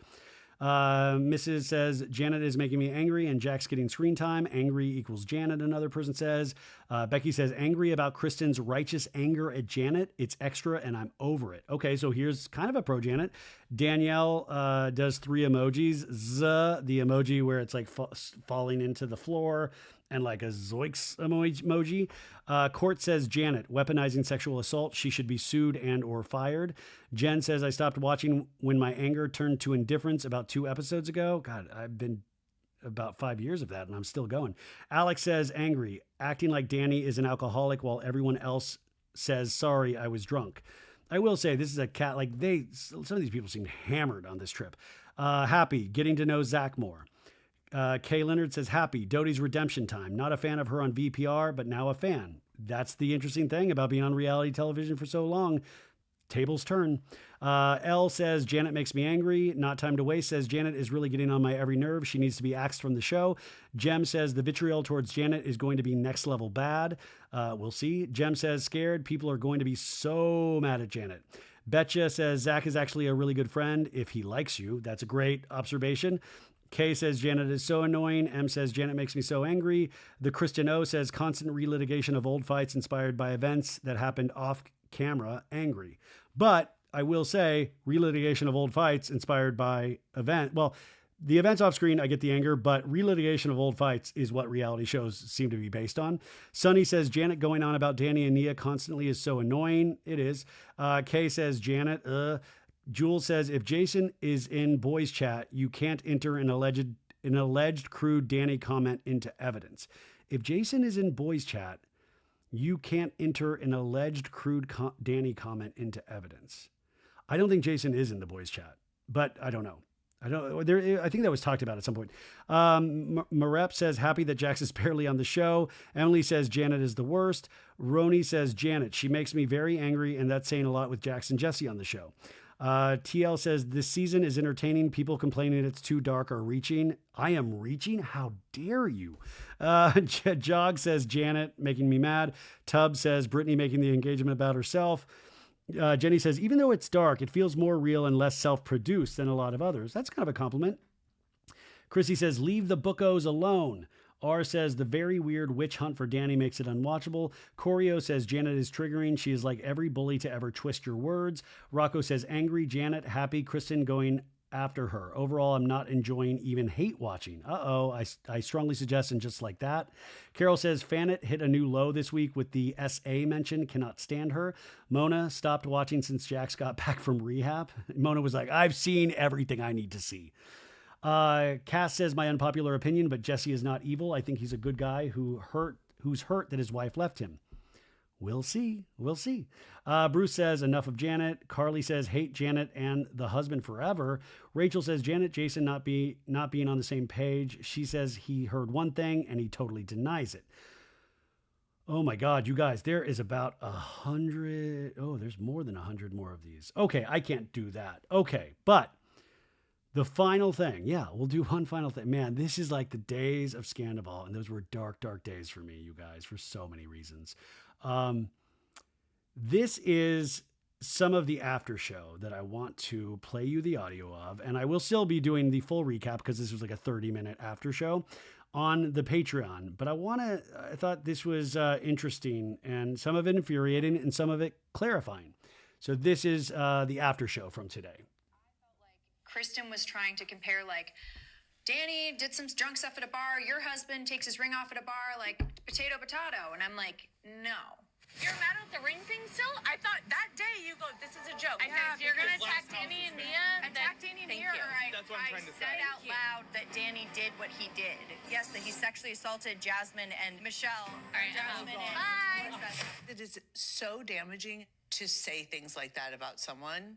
And as the wife of a lawyer, she should know that. It doesn't involve her, so it's like, why are you even speaking on this anyway? Well, like, Janet never wanted to keep talking about Danny. Like, we even talked to the pool, like, we're not going to talk about this anymore. You've apologized, still talking like, whatever. about it. But, like, we're still talking about it because of that fight that was instigated by Kristen saying, well, stop attacking Danny, stop attacking Danny. Well, it's like, what's my Stop attacking Danny, so they keep attacking Danny. defense to that? The only reason I said these things is because he did these things. You're inappropriate with me and her, and I just felt, okay, this is weird. What things did he do? A, B, and C.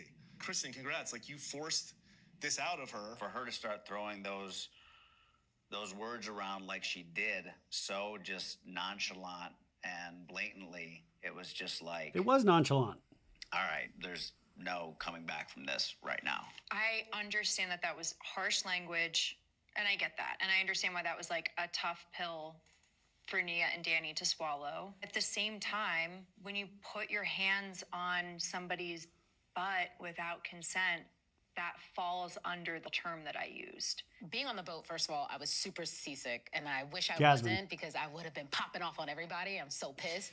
But I'm happy Melissa got in there and kind of spoke up for us. Everybody here can just shut the up about that situation. We're through. We already had our conversation with Danny, and we decided, we're just going to try to move forward from that moment and just drop it and move forward. It just sucks because she's not wrong when she says it was SA, because it kind of technically is.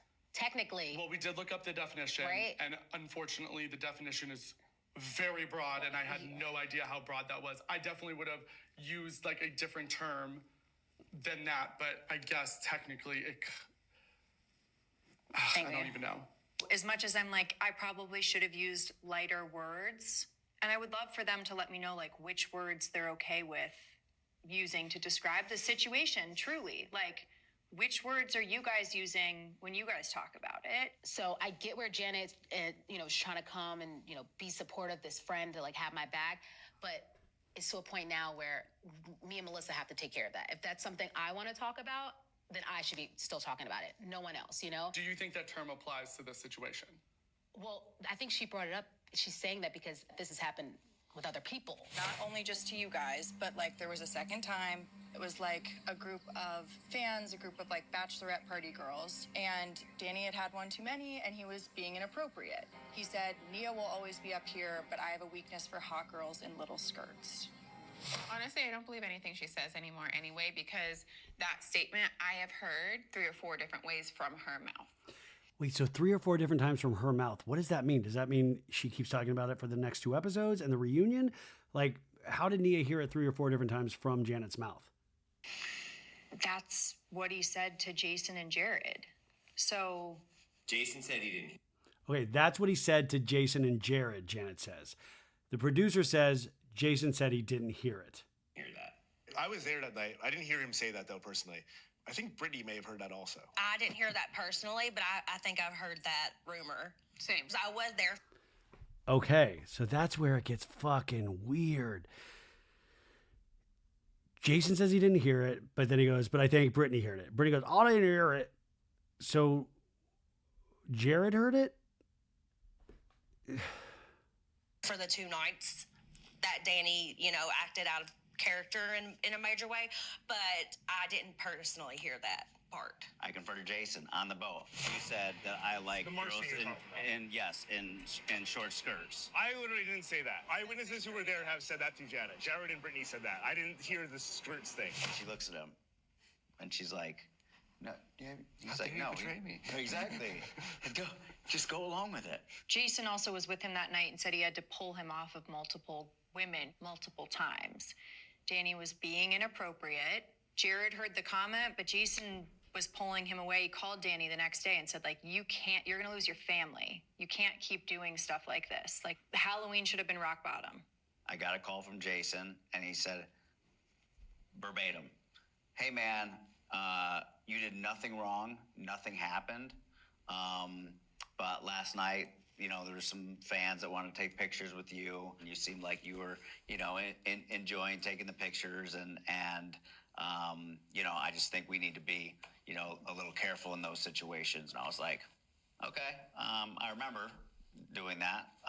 But I appreciate it, looking out, for me. And I would have done the same for you. But it was like, you did nothing wrong. Nothing happened. And I'm just like, we're done. We're done. I love my husband. He's an incredible man. And it's like so disheartening that someone would say something like that. I have gone above and beyond to take ownership and make things right to the best of my ability with the incident and those that I had hurt. So that's all I can do. I know I've never lied when it comes to this situation. And I don't think Danny or Nia can say that I have. Everybody's talked about things that have happened in the group. They're guilty of it too. So I guess, like, what is it? Rules for thee, but not for me? Ooh, I'm sorry. I guess get better at hiding it. Don't do it in the middle of Jax's bar in front of all of our friends. Don't even go to Jax's bar. I mean, how is this all this hellhole? The thing that I was very curious about was the phone call with Jason, where Danny goes verbatim. He says this, and it sounds sketchy of like, I didn't, you did nothing wrong. So I don't know if Jason just is used to having these conversations with like Jax or Danny, and like he does it really gingerly and nice. And I do wonder, like, what was the final straw for Jason if he had that conversation with Danny? What was the final straw? Because this second incident happened after the Melissa Jasmine incident. So what was the final straw where Jason is now turned against Danny? And some could say, well, it's Janet, but Janet's always been there. So what was it? There's another piece. Do you know what I'm saying? I'm just going crazy. Anyways, this is like we did a 3-hour show. Okay, you guys, hopefully you enjoyed some of this. If you did like it, leave a 5-star review on Apple Podcasts and Spotify. Join our Patreon, patreon.com/so-bad-it's-good. And that's it. I don't think I made a lot of sense this episode, but hopefully it worked for some of you. And it's just a bummer. And I really am trying to piece it together, and it's tough, and I hope everybody's okay. Have a good Thursday. Bye.